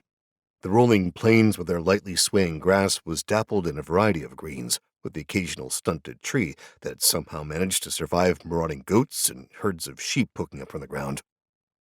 Lips peeled back. 𝗂𝒂𝒃 ran over the location in his mind. 2 hexes north of the village, just far enough away that you could not see them from the village itself, moving to the 3rd hex today. He had been moving in a zigzag search, which is why they had taken so long to get this far, verifying the search grid and looking outwards. Now, there was dust. Not like the almost magically appearing random monsters they occasionally fought, but actual dust. Instinct and some little logic said that this change of schedule spoke of something more dire than just another set of weirdly grouped hyper-aggressive natural monsters, which was why he had the woodlings halted on the hill, watching. Idly, he poked the mental connection that linked him to the map. No answer from within.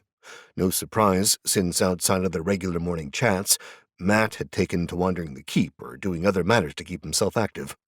Perhaps it was a good thing that the tavern had yet to be built. He could just see his lord spending all too much time there, rather than thinking about what their next move should be. Strategy and tactics, though he understood his lord's feelings, right now they were stuck, forced to wait as build times grew long and events transpired slowly. Movement now, just coming over the hill. 𝗂𝒃𝒃 narrowed his eyes, for it was low to the rise, like whatever was coming up was doing so carefully. A scout? Possibly, but that indicated a degree of smarts that he had not seen before. Not good. Then more movement. 1, 2, 3, and more.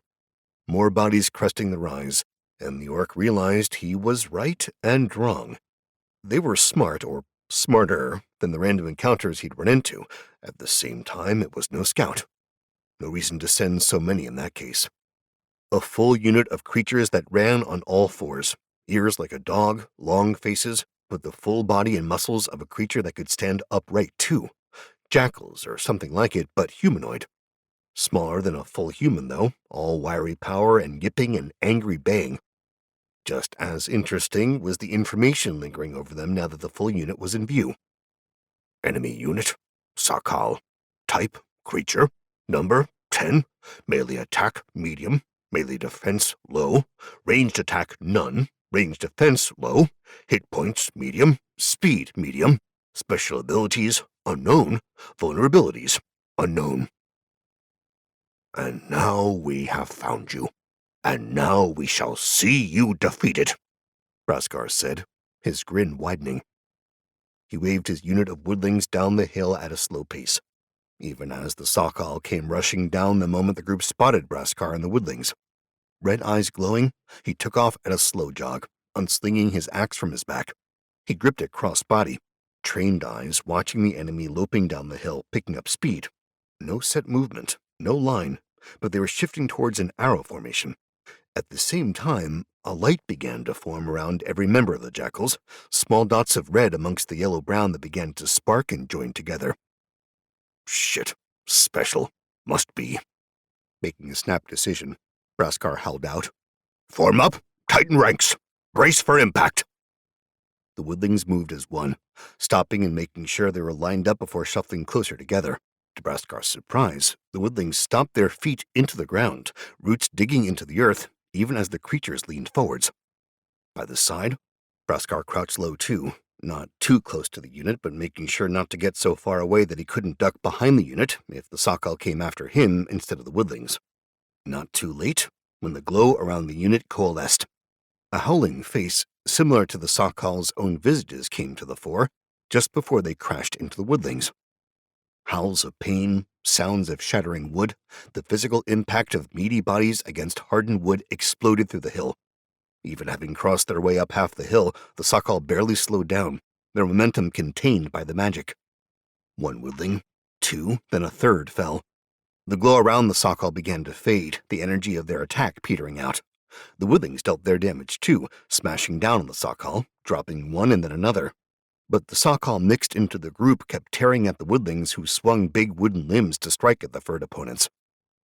𝗃𝗁 shook his head, a little annoyed he had not been part of the attack at all. Not a single unit of the 𝗃𝗁 had come for him, but that at least allowed him to sprint around to the front of the group and come at their enemy from the side. Over the sound of the crashing and hammering, the yelps and growls, and the meaty thunks, 𝗃𝗁 could see the difference in the battle.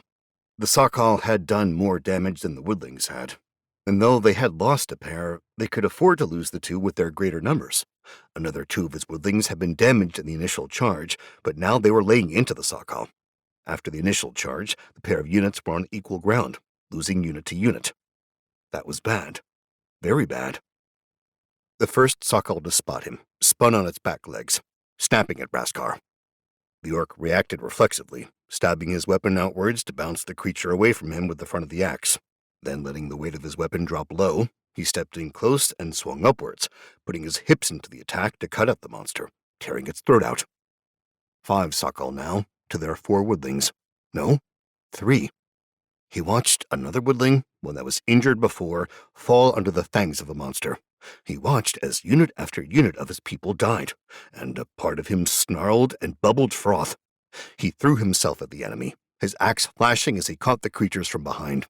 The first sliced deep into the back of one monster, then he elbowed another that tried to take him down. He staggered a bit at the creature's momentum, but he forced himself to stay on his feet. A red haze fell over his eyes as he no longer worried about the disposition of his troops. No need for that, not when the woodlings pulsed with his own rage aura and took the battle to the 𝗃𝗁. The enemy did not flinch, fighting back ferociously and taking down another woodling before they were finally felled. 𝗃𝗁 was left breathing heavily and in pain, even as the woodlings fell into a proper unit formation, stepping over the slowly fading bodies of their enemies and friends. Not that the hero thought they actually saw their fellow woodlings as friends. Probably. More importantly, this battle had revealed something rather worrying, something he really needed to talk to his lord about. Now, where was the damned fool? Chapter 14. Matt blinked as he stared at the notifications waiting for him after he re-entered the map room later that evening. Tactics room? War room? Kingdom control room? He wasn't certain what to call it, though the last seemed a little pretentious. Map room worked for now, at least. Battle report. Hero 𝗃𝗁 versus enemy units. Results: victory.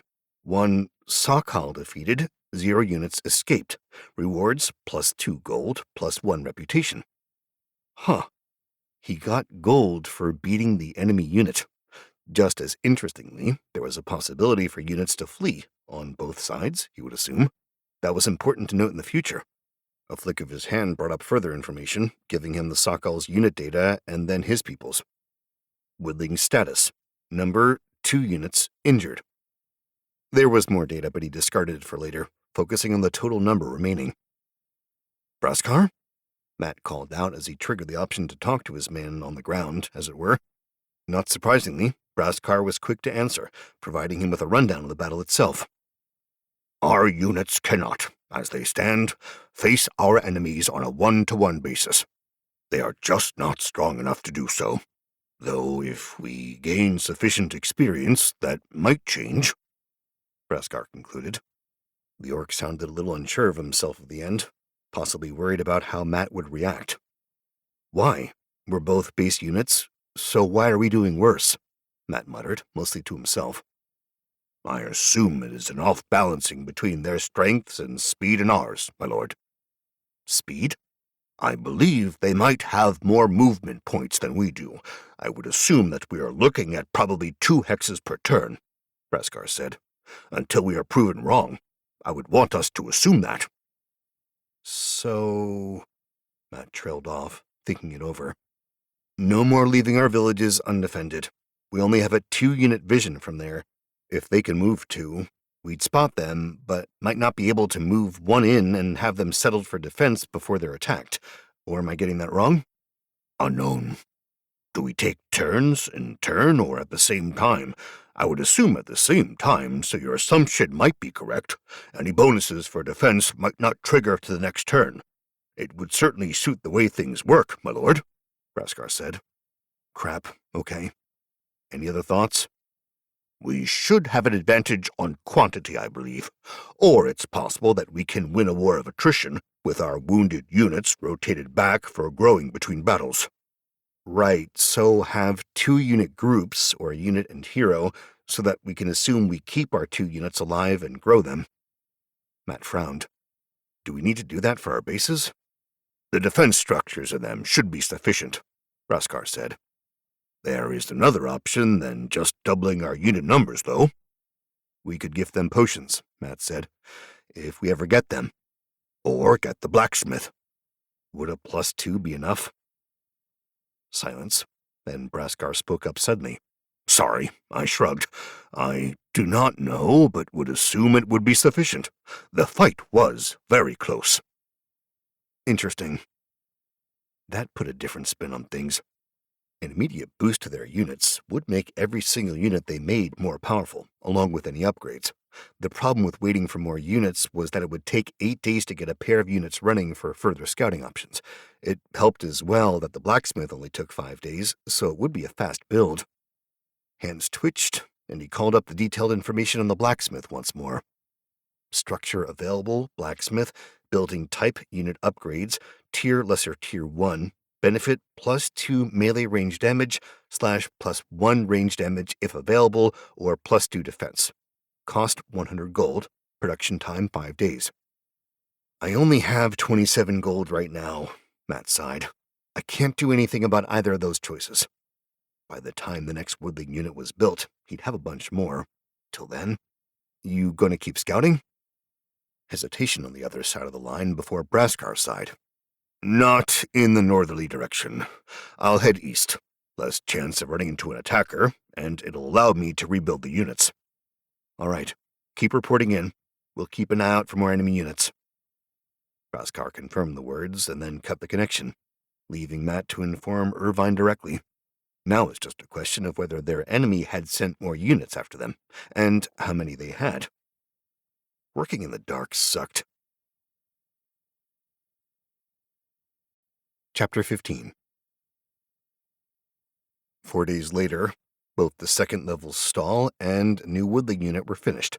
𝗂𝒂𝒊𝒄 had reported that the woodlings had reformed 2 units a day, seeming to sprout out from the other units during the night, and fast-growing through the day till they had become full-size units themselves.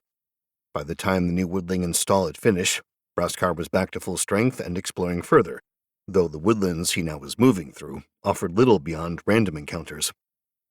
No further enemy units were spotted, though on a hunch on the 3rd day, Matt had sent the unit of woodlings waiting in the fort off to reinforce the village. It left it 1 hex away from his own, more than sufficient safeguard in either case. Now Matt had to make another decision on what to do this morning, even as he stared at the map glowing before him. Status report. Day 13, beginning of day. Gold 64, plus 11.25 gold per day. Units 4 woodlings. In production, none. Structures completed, Grove, Road, Stall 2. Structures available, Grove 2, Ranged Copse, Basic Greenhouse, Watchtower, Tavern, Marketplace, Blacksmith, Harbor. Arse. 3 days before I can get the blacksmith if I don't build anything now.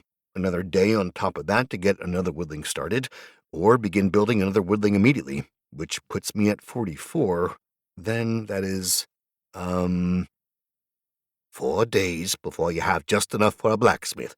But then you'll have to wait another day before you can start another woodling, Irvine said. Irvine? That's my name. Don't overuse it or I'll start charging licensing fees. That's... Matt hesitated. You know about licensing fees? I do, Irvine repeated incredulously. I do, I just don't know why. That is unimportant right now. What are you doing here? Oh, right. I did it. Pooed, found a shoe, remembered your past? No, well, yes. But why'd you say that and no? You're only wearing 1 shoe. I know that part. Irvine rolled his eyes. I couldn't find the other. Did you see it? No, but we're off topic again. You're the one who's distracted me. The shoe comes later. This is what I have finished. A hand raised, a green sparkly potion in it. Snatching the potion, Matt cradled it to his chest, a burst of exuberance rolling through him. You did it. It works? It works. And now I have the potion formula, I should be able to reproduce these much more easily. Irvine smirked. That change your plans at all?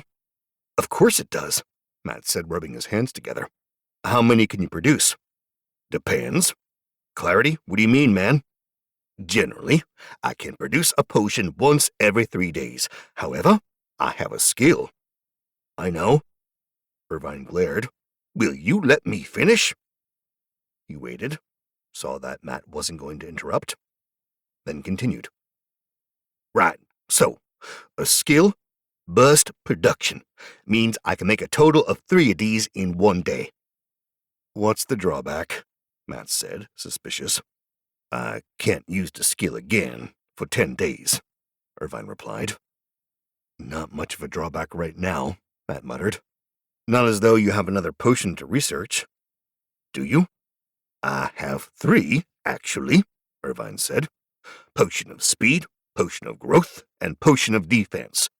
Don't think you need an explanation, do you? No. Drumming his fingers on the table, Matt asked. Does it take the whole day to do production? It does, and I can't research and produce at the same time. And you're not very good at research, Matt said.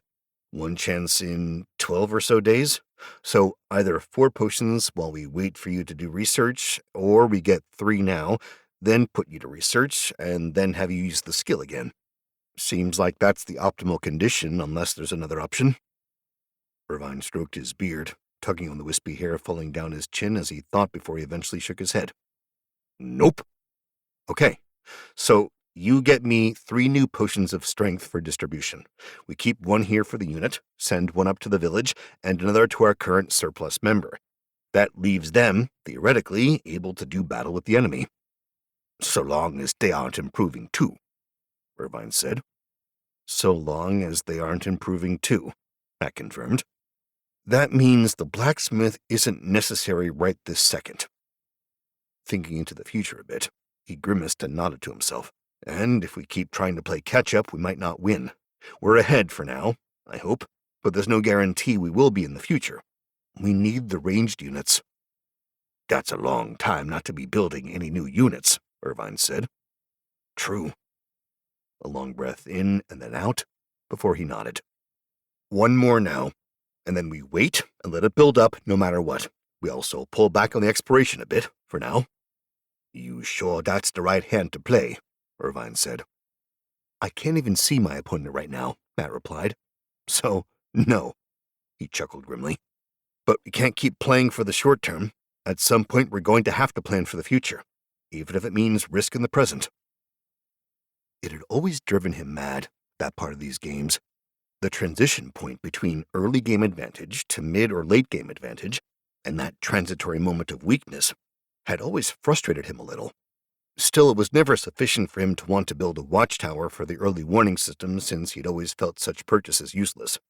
If you lost because you got overwhelmed, you just restarted. Now, when his actual life was on the line, when the fate of the world, how had he almost forgotten that, was on hand, suddenly that watchtower made sense. If it hadn't cost so damn much, of course. Well, no use in me hanging around. You can't buy anything anyway, Irvine said. And I got some potions to make. Yeah. Waving the older man away, Matt stared at the table 1 last time before walking off. Informing 𝗂𝒂𝒊𝒄 about what to do tomorrow morning would be more than time enough. Status report at the end of Chapter 15. Day 13, end of day. Gold, 44, plus 16.25 gold per day. Units, 4 woodlings. In production, woodling 04. Structures completed, Grove, Road, Stall 2. Structures available, Grove 2, Ranged Copse, Basic Greenhouse, Watchtower, Tavern, Marketplace, Blacksmith, Harbor. Chapter 16. 2 days, and of course, things changed. 𝗂𝒂💄 pulled back towards the village, both to acquire the potions that were on their way to him and also to ensure they had a redoubt in case of an attack. In the meantime, Matt continued his work on building improvised defenses around the fort, digging into the ground with very little to show for it. Surprising how much work there was, creating trenches of any appreciable depth. After his first attempt at digging down deep to around 6 feet and then going sideways, he'd started forming a much less deep but wider trench, figuring that would be more useful in the long run. It also meant that the tiny redoubt he created on the other side was easier to reach with his spade as he flung the soil upwards. Stopping by the tactical map during his midday break with sandwich in hand, Matt noted the rather concerning presence at the edge of the map, 3 hexes away. He leaned forwards, staring at the unit that had appeared and poking at it with his finger. A moment later, the notification formed. Enemy army sighted. Quantity unknown. Oh, of all the red tape! Matt rubbed his face. Then, drawing a deep breath, he bellowed for Irvine, sending a ping to 𝗂𝒂💄 at the same time. My lord? 𝗂𝒂💄's answer came back fast, the mental connection that existed working faster than Matt's shout. It only took Matt a moment more to realize he could have done the same thing to get the alchemist to come too. Problem. Then, pushing open the channel to Irvine, Matt elaborated on what he was seeing. Not that there was much to relate. No idea of number of units? 𝗂𝒂💄 muttered. That is not good.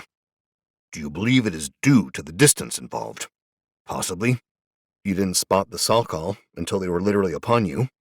If this is the 𝗃𝗁, 𝗂𝒂💄 rumbled, this is bad. How long till they reach you? Depends if they know where we are.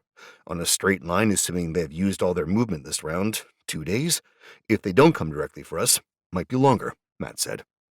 And if they do have more movement? Irvine asked querulously.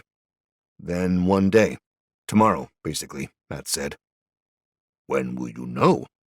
𝗂𝒂💄 asked. Later today, probably. Matt gestured at the map, even though he recognized no one else could see it. I'll probably be able to track if they shift over. I could march back, 𝗂𝒂💄 offered. If we leave now, we might be able to make it to the next hex.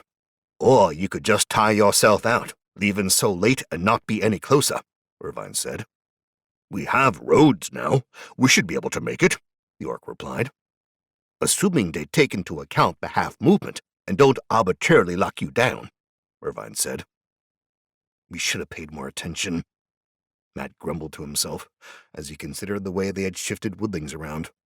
They just hadn't been thinking about it, so they had moved the woodlings without noting how fast they moved and how far. The fact that the trip for the 4th woodling had arrived quickly had been something they had known but not really noted. Now, they can move in too, can't they? Matt muttered. Move in where, sir? Irvine said, his voice coming in startlingly loud. Jumping a little, Matt looked at the alchemist who had made his way over in person from his tower. The village. The way they're positioned to the west, 3 days to either the village or us? Matt shook his head. Either way, we could be in trouble. We have 4 woodlings, and 3 of them are in the village. I'm sure we could afford to lose at least one coming back, Irvine said. And 𝗂𝒂💄, Matt said. I would prefer to be with you, my lord. But I might suggest another option, 𝗂𝒂💄 said. We know they are not able to see us. Not well. Matt nodded, unseen by the orc. We have the informational advantage. You want to take the battle to them, Irvine said. Yes. That, Matt trailed off, isn't the worst idea. Unless they beat you. All war is risk. Not helpful, 𝗂𝒂💄. Matt rubbed his face, feeling the weight of the decision crashing down on him suddenly. So far, the fear, the worry, and pressure of making decisions that would factor into his and the heroes' lives had been remote. He could push it aside with a bit of thought, but now it came back all the more forcefully, such that he was frozen in indecision. His chest constricted as his breathing became harder. If he chose wrong here, He's right. Anyway, we all died once before, so we know. Dying isn't that bad, Irvine said, laying a comforting hand on Matt's shoulder. I had a brain hemorrhage, brain bleed, Matt snapped. It hurt like hell. Then it stopped, didn't it? Irvine shrugged. Pain passes, eventually. Then it's nothing. Or something that we can't remember, which is about the same damn thing. But we have another chance now. And you'll still make mistakes. That's kinda laugh. You probably won't even know why you made a mistake when things come crashing down. Not until much later, if at all. Irvine shrugged. But you still have to make one. Mistakes? Matt said. A decision. Aye, my lord. I fear not death, and if it comes, I would rather it find me on the field, facing my opponent, than waiting behind walls like a coward, 𝗂𝒂𝒊𝒄 said, his deep voice rumbling. Nothing wrong with a good defense, but I get it, Matt said, shaking his head. You have the potions of strength, right? We do. Then, fine. Take 2 units with you, head out, and see if you can intercept if they're coming this way. If we have to fight, we fight. Matt tried his best to sound resolved, but found his voice shaking a little at the end. If either of his advisors heard it, they ignored him. As you say, my lord. May fortune and blood favor us, 𝗂𝒂𝒊𝒄 rumbled. Status report at the end of Chapter 16. Day 15. Gold 76.5, plus 16.25 gold per day. Units 4 woodlings. In production, woodling 2 of 4. Structures completed. Grove, road, stall 2. Structures available. Grove 2, ranged copse, basic greenhouse, watchtower, tavern, marketplace, blacksmith, harbor. Chapter 17. 𝗂𝒂𝒊𝒄 grinned, letting the handle of his axe fall into his hands. It was a pleasure, fighting with more information than one's opponent. Knowing not just that the opponent was trying to locate them, the twisting route they had taken the last 2 days had shown that to be true, but also that they had the advantage of knowledge meant that it was unlikely their upcoming fight was going to be particularly difficult, which had grown his lord's confidence. Now, with his opponent coming down this plain hex, they need only march to meet them to finish the battle. The only concern was that they knew that there were more than a single unit of the 𝗃𝗁 in play, the further information available on the tactical map informing them of such as the enemy closed in. An unfortunate thing that they could not, as yet, tell more than that. Still, 2 woodling units to their 2 𝗃𝗁 with their additional potions should be sufficient, especially since he was here. He eyed the surroundings quickly, searching for the best suitable spot to have the fight. Not much to look at, this rolling plain. Still, in the distance to the right of him, there was a stream that crept out from under a slight rise, with a forest bordering the edge of the minor rise in the plains.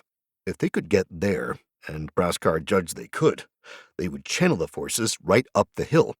The advantage of fighting up the hill would be sufficient, he assumed. Double time! 𝗂𝒂𝒊𝒄 roared, waving his hand forwards and gesturing for the woodlings to follow his orders. The creatures took to his orders with alacrity, doubling the speed of their movements. He loped alongside the tree elementals, grinning a little. The woodlings reminded him, in a way, of the orcs. They were slow, so like the orcs they had few chances of running away. Half the reason why orc armies had gained the reputation of being indomitable had been the realization that their traditional armies, the humans, the dwarves, had the ability to catch them in the quick or outmarch them in the long. Breaking and running was a recipe for disaster for your typical orc army. No, better to stand and fight, to wage war till the last man and turn the battle around via ferocity and unwillingness to give up, dying to the last man, rather than being paraded through human cities or slain outright by the dwarves. No orc desired to be a slave. No orc wanted to die on their knees. The woodlings were not orcs, but without full sentience, spirits that invigorated trees, they also did not quail at being attacked. A good thing, too, since for them, like for his own fallen comrades, running was not an option, not against the much faster 𝗃𝗁. As they ran, 𝗂𝒂𝒊𝒄 eyed the incoming units. He frowned as he watched them, realizing after a time that one of the creatures, hidden amidst the ranks, was different. Bigger, wider, with a different coloration of fur and face. It moved on its hind legs mostly, only dropping to its forelegs once in a while to keep up with the much faster-moving 𝗃𝗁. The face was more wolf-like than the narrower jackal features of the 𝗃𝗁, its body broader. And the 𝗃𝗁 themselves were changed too, nearly half of them, bigger, wider in muscles. Their fur was a touch darker than their brethren. He might not have noticed it, if not for the direct comparison available in both their leader and the other unit. All of which led to a simple conclusion. "My lord." He waited, hoping that Matt was there, that he could hear it. Silence for a long moment, even as he urged the woodlings onwards. The enemy units were speeding up, much faster than he had anticipated.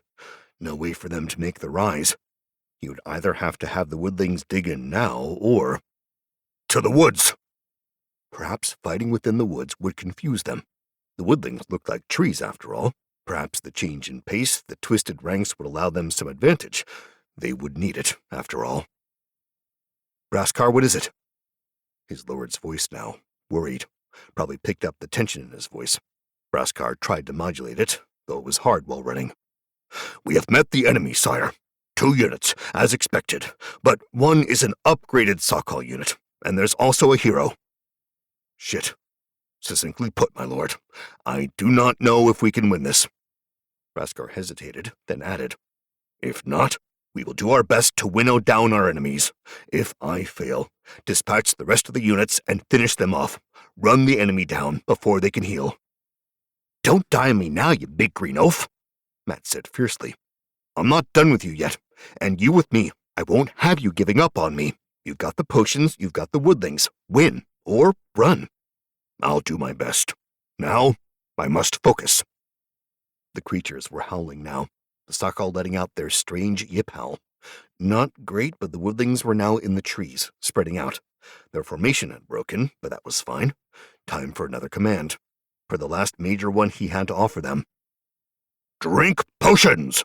he roared, suiting action to words. The woodlings crunched down within themselves, crushing bottles held within their trunks, broken glass cracking apart as liquid seeped into slow-moving sap within themselves. 𝗃𝒂𝒊𝒄 was no fool. He popped the cork off his own drink and glugged it down rather than try to copy his own unit's actions. The wood elementals might not care for the changes, but he was only flesh and blood. Immediately, he could feel the potion working on him, making him stronger, toughening hide and bulking up the elementals. A low-level glow seemed to appear on the creatures, even as they shifted and dug in for the incoming 𝗃𝗁. Just before the first wave, the bigger, bulkier of the jackal creatures began their charge, having pulled away from their smaller brethren. The enemy hero acted. A single long howl sounded as he stood to his full 8 feet tall height and threw his lupine head back. A howl that shook 𝗃𝒂𝒊𝒄 to the core, acting upon primal urges within his body and freezing him. The woodlings froze too, the magic within the roar taking effect on them, even as the upgraded 𝗃𝗁 units burst into a charge. Disaster. Rushing across open ground, mouth slavering as they were caught in the fear effect, and frozen. Chapter 18. 𝗃𝒂𝒊𝒄 fought the primal fear, bottling it up within himself, pushing against the magical effect as he tried to command his own forces. He failed, but to his surprise, the woodlings shook the effects off first.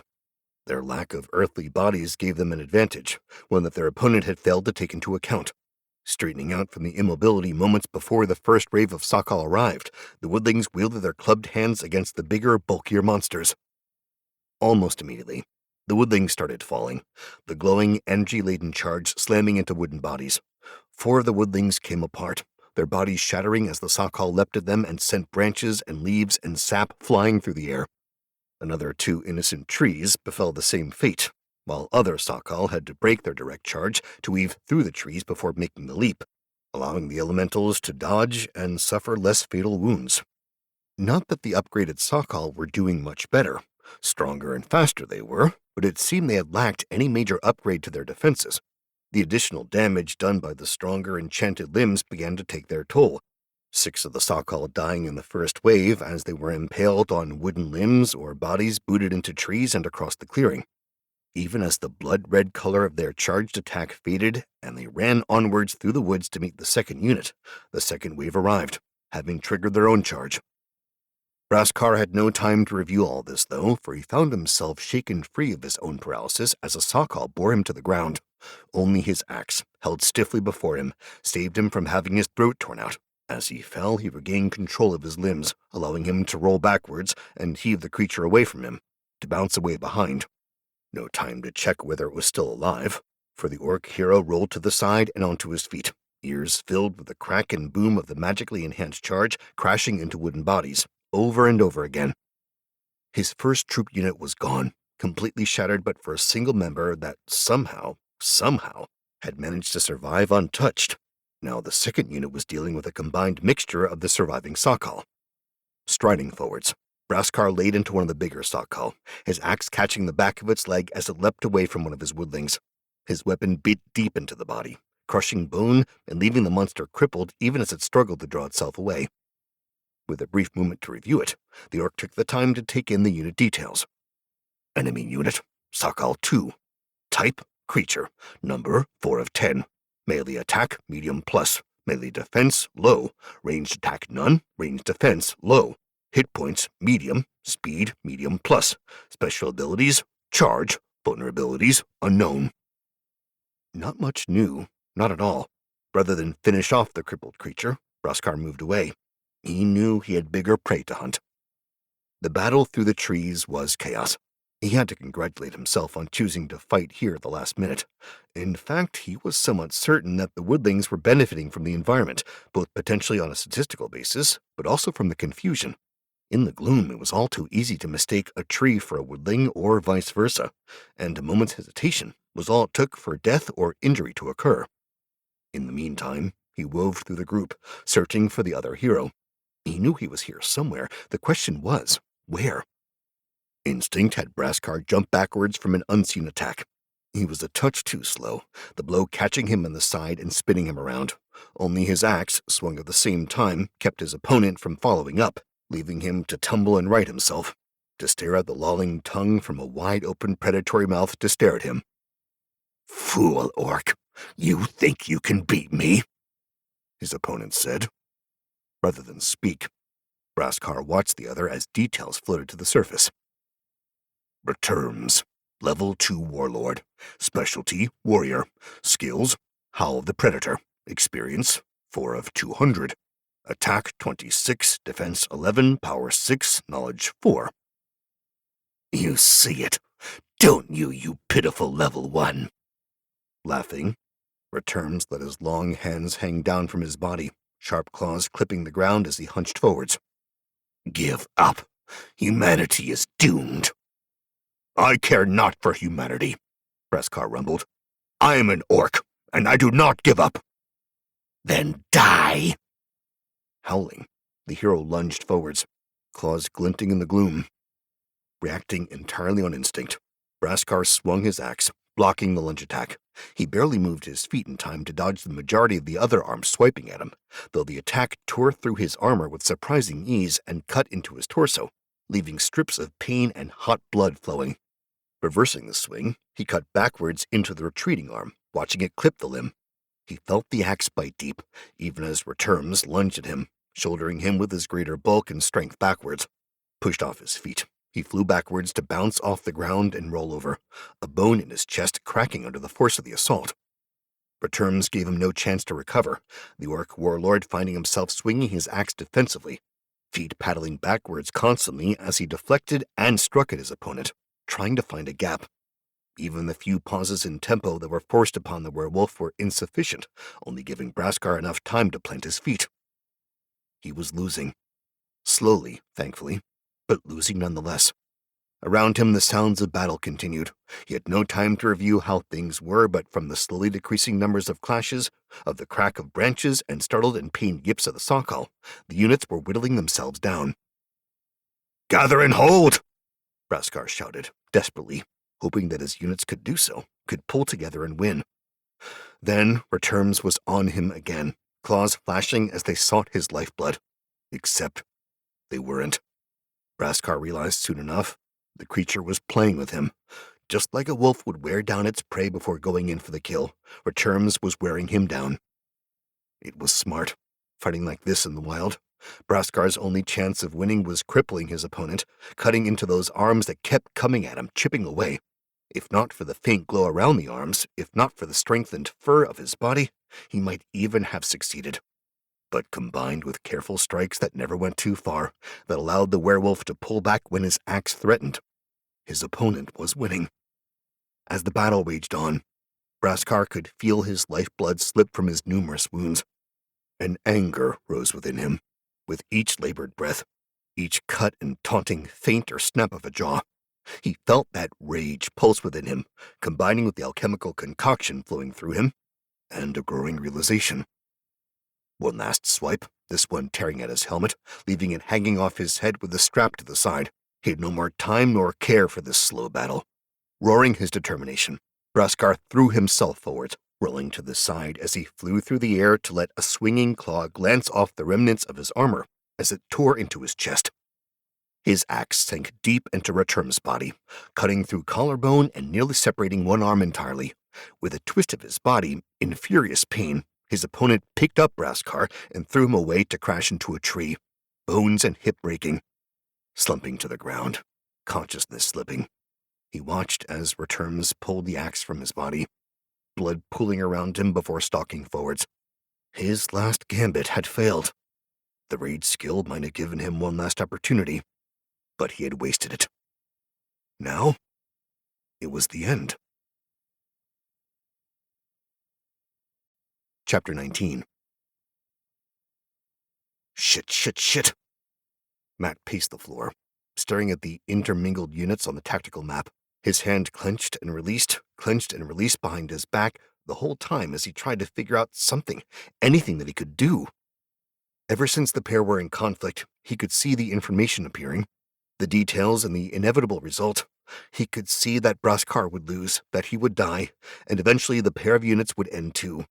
Somehow he still had 2 units, a single woodling unit managing to survive through this fight, even as the rest of the woodlings in the other unit were killed.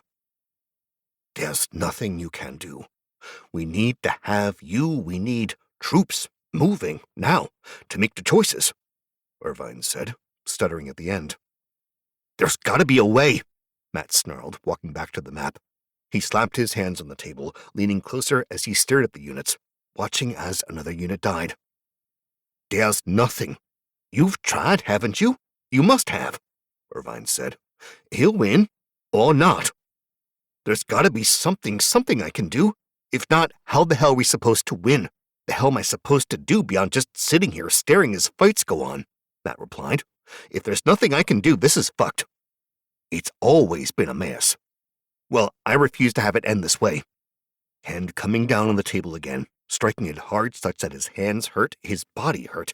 He stabbed a finger at the units, fighting in rage, trying to grasp at it, and startled when new information flicked into life before him as his hands pulled back. Units engaged, 2 woodlings, 1 hero. Spells available, regeneration. What the hell? Matt stumbled backwards, staring at the information that glowed before him. Surprisingly, even to him, his hand was moving, grabbing at the regeneration before he consciously realized what he was doing. The motion of grabbing and pulling it backwards seemed to make the words expand, the regeneration widening to fill his vision just like every other text method did. The details that came across his vision were quickly read over, even as his mind spun over the best options. Spell, regeneration, casting time instantaneous, range 3 hexes, duration instantaneous, effect, instantly heals 24 hit points worth of damage to targeted unit, cooldown 7 days. 1 cast, and only 1 thing to heal. He could help 𝗂𝒃, save his friend, save the hero, give him a fighting chance against the enemy hero who was kicking his ass. But he wasn't sure it was enough, not really. The damn hero was a whole level above him. 1 cast upgrading his man might not be enough, not at all. On the other hand, fixing a unit, healing them entirely might be enough to win the fight. The hero might run rather than face a healed unit. 24 hit points meant 3 more units, putting the woodlings, which were on the back foot and barely hanging on, against the 𝗃𝗁. Then again, 3 units weren't a lot, not really. Might not be enough to pull things out, not when there was an enemy hero on hand. Maybe nothing they could do was enough, and the enemy would come for them next, and he'd need the regeneration for when they came then. How was he supposed to choose? The crushing burden of command poured down on Matt once more, and he trembled, licking his lips in hesitation. "My lord, you must decide," Irvine's voice rasped out as he stared at the glowing information. It seemed like he was frozen for hours, but in reality only seconds had passed before Irvine had spoken to him. "How can I?" "The same way you make every decision from now until the end of time. Choose what you can live with, what will allow you to look into the mirror, boy. Because you never want to hate the face looking back at you, especially if you grow to be as old as me. Trust me." Irvine's voice turned wry and hateful, though the hate was turned inwards. "I know all too well." Matt looked over to the man, then found himself nodding. He instinctively knew how to apply the regeneration. Now that the damn mechanic was revealed to him, all he had to do was grab it and then slam it down on the target, pouring intent and will into the action. All he had to do was hope he wasn't too late, and his friend was not already too far gone. 𝗂𝒂𝒊𝒄 was standing over 𝗂𝒂𝒃, the axe, his axe, held in one hand contemptuously. He let it dangle from the fingers of his injured arm, as though even touching the weapon was an affront to the werewolf. After all, he required nothing so crude to kill.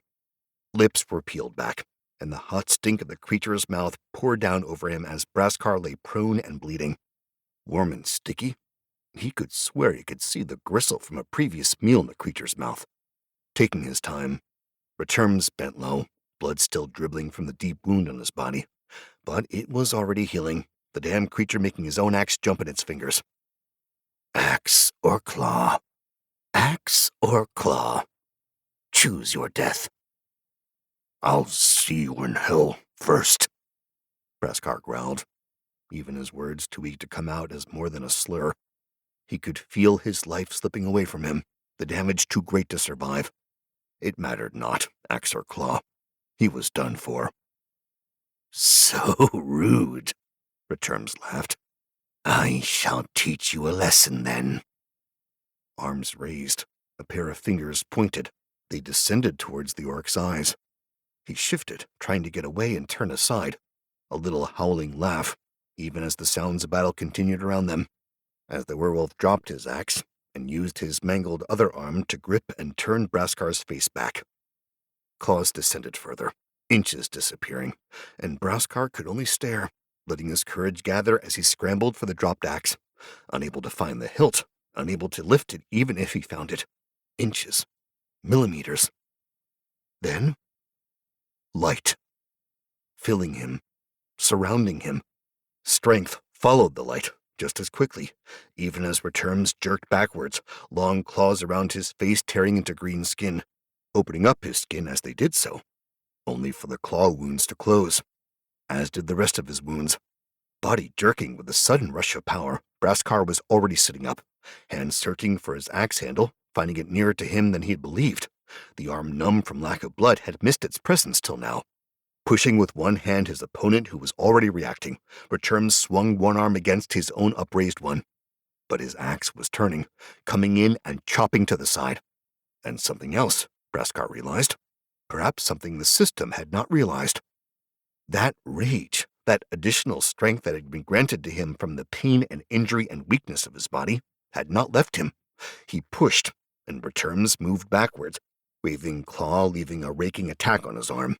He pushed and swung, and the axe bit into the body above him, sinking into his opponent's side and arcing upwards, cutting through ribs into lung and rib cage. 𝗂𝒂𝒃 held on as 𝗂𝒂𝒃 lunged and turned the rest of the way away, nearly pulling his axe from his body. Both heroes staggered away, getting their feet under them, the wounded werewolf staring at the now uninjured hero. "Fool! Your lord is a fool to heal you!"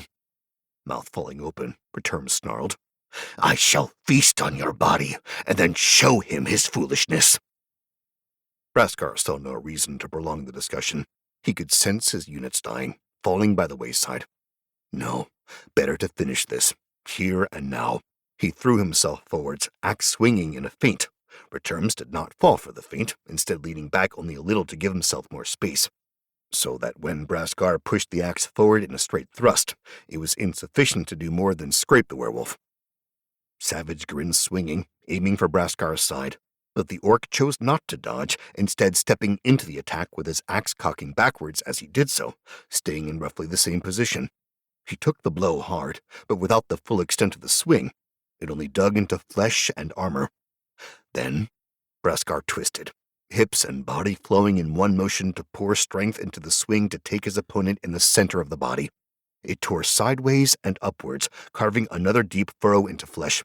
Not content, the orc kept shoving forwards, using his feet to power the attack till he was past the werewolf, the creature already turning away, attacking hand trailing behind. A butterfly return, a swing downwards caught the arm as it pulled back, lopping it off. The werewolf staggered backwards, pain and surprise in his eyes. 𝗂𝒃𝒆 was panting, adrenaline and rage carrying him on as he threw his body forward, letting the axe go over his head and out of his hands, the weapon crossing the last few feet to catch the werewolf by surprise. He watched the axe bury itself in the other side of the body from his first rage-filled attack, watched 𝗁𝒃𝒄 sink to his knees, blood bubbling from pierced lungs and throat, discontent and disbelief in red eyes. The orc staggered forwards, grabbing the axe from the body and tearing it out, before spinning on his heels and beheading the hero. For a second, he stood there, victorious and exultant. Raising his axe above his head, he roared his victory, his command aura pulsed as it empowered his own units. Then, having rejoiced long enough, he ran. After all, the battle was not yet over. Chapter 20. Long minutes, watching the dots flicker and numbers drop. A whittling unit, that last member, had disappeared somewhere before 𝗂𝒃𝒆 finished his own fight. Then the enemy hero had finally died. Now more members of the second whittling unit had disappeared, even as the 𝗃𝗁 fell, one after the other, until they broke, running for it. The battle report was simple and stark, if worrying. Battle report: Hero 𝗂𝒃𝒆 versus enemy units. Result: victory. 1 𝗃𝗁 unit and 1 enemy hero defeated. 1 𝗃𝗁 unit escaped. Units lost: 1 woodling. Rewards: plus 27 gold, plus 3 reputation. The pair in the tactical room stared at one another for a long moment, neither daring to breathe as they read and reread the notification. Irvine was the first one to let out a long whoop, dancing around and waving his thin, spindly arms around his head, the old man offering a sudden burst of joy. Matt followed him a moment later, pounding the table in joy before grabbing Irvine and swinging him around. "We did it! We did it!" Matt shouted. "He did it! That green fool lived!" Irvine replied. "Show them we did!" Laughing, Matt finally released Irvine. His cheeks were beginning to hurt, so wide was his smile. "My lord," 𝗂𝒃𝒆's voice came, causing the pair to shout his name in greeting. When they finally quieted, after exclaiming their surprising congratulations, he confirmed. "I thank you for your aid. It was well timed." "You're welcome," Matt said. A sudden flash of honesty ran through him, and he almost confided in his desire to heal the units instead of 𝗂𝒃𝒆. Then good sense returned. "I'm glad you lived." "As am I." The low rumble was full of satisfaction. "I have further good news to provide, however." "Oh? You managed to grow some hair down below?" Irvine replied. "No. Why would an orc need to grow hair in their legs?" 𝗂𝒃𝒆 said, confused. "Not their legs, your privates." "Woodlings have bark, not hair. What have you been drinking, Irvine?" "You know what I mean." "I surely do not." Matt thumped the table, jarring the pair shouting into the air at one another across their magical connection into remembering he was around. "The good news, and stop annoying him, Irvine. I have leveled up, as has my woodling unit." "Oh." That distracted the pair so sufficiently that they yanked and grabbed at the information. First was 𝗂𝒃𝒆, the two of them hungrily eyeing his character information. 𝗂𝒃𝒆, level 2 warlord. Specialty, military leadership.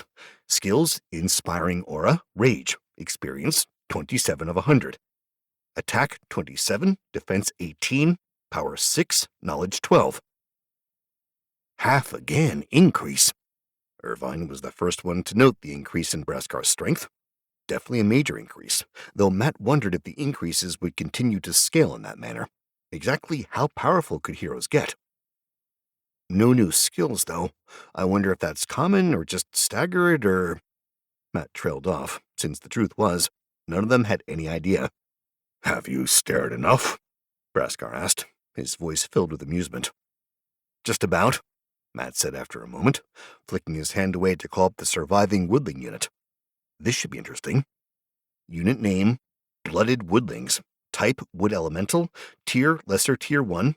Number 8, 2 remaining. Movement 1. Cost 20 gold. Melee attack 8. Melee defense 14. Ranged attack 0. Ranged defense 20. Hit points 9. Speed 6. Special abilities, Grow, Harden. Vulnerabilities, Fire, Low. Growth potential, Medium. That's it? Matt said when he read over the notification. After a moment, he shook his head. Of course that was it. What did he expect? This was a unit, not a hero. And even a 2-point increase over 8 units was a 16-point total increase in attack. Much more than a single hero gained, even if the hero could, one-on-one, take out any individual unit. Something that might change, though, once Braskar got a few more levels. So, now what? Irvine said. Matt blinked, cocking his head at his advisor. After a moment, he realized what the man meant and sat back down himself, biting his lip in thought. Now what indeed? We keep going. Kicking ass, growing stronger, winning this insane game, Matt said eventually, sitting up. We win, and then we find the assholes who started all this and get some answers. But first, we win, Braskar rumbled. That's right. First we win, Matt confirmed, grinning grimly. Time to start. Status report at the end of Chapter 20. Day 16, end of day. Gold 119.75, plus 16.25 gold per day. Units, 3 woodlings. In production, woodling 304. Structures completed, Grove, Road, Stall 2. Structures available, Grove 2, Ranged Copse, Basic Greenhouse, Watchtower, Tavern, Marketplace, Blacksmith, Harbor. The end. You've been listening to Magic Kingdom at War, Book 1. Written by Tao Wong. Read by Neil Helligers, a member of SAG-AFTRA. Copyright 2024 by Tao Wong. Production copyright 2024 by Starlit Publishing.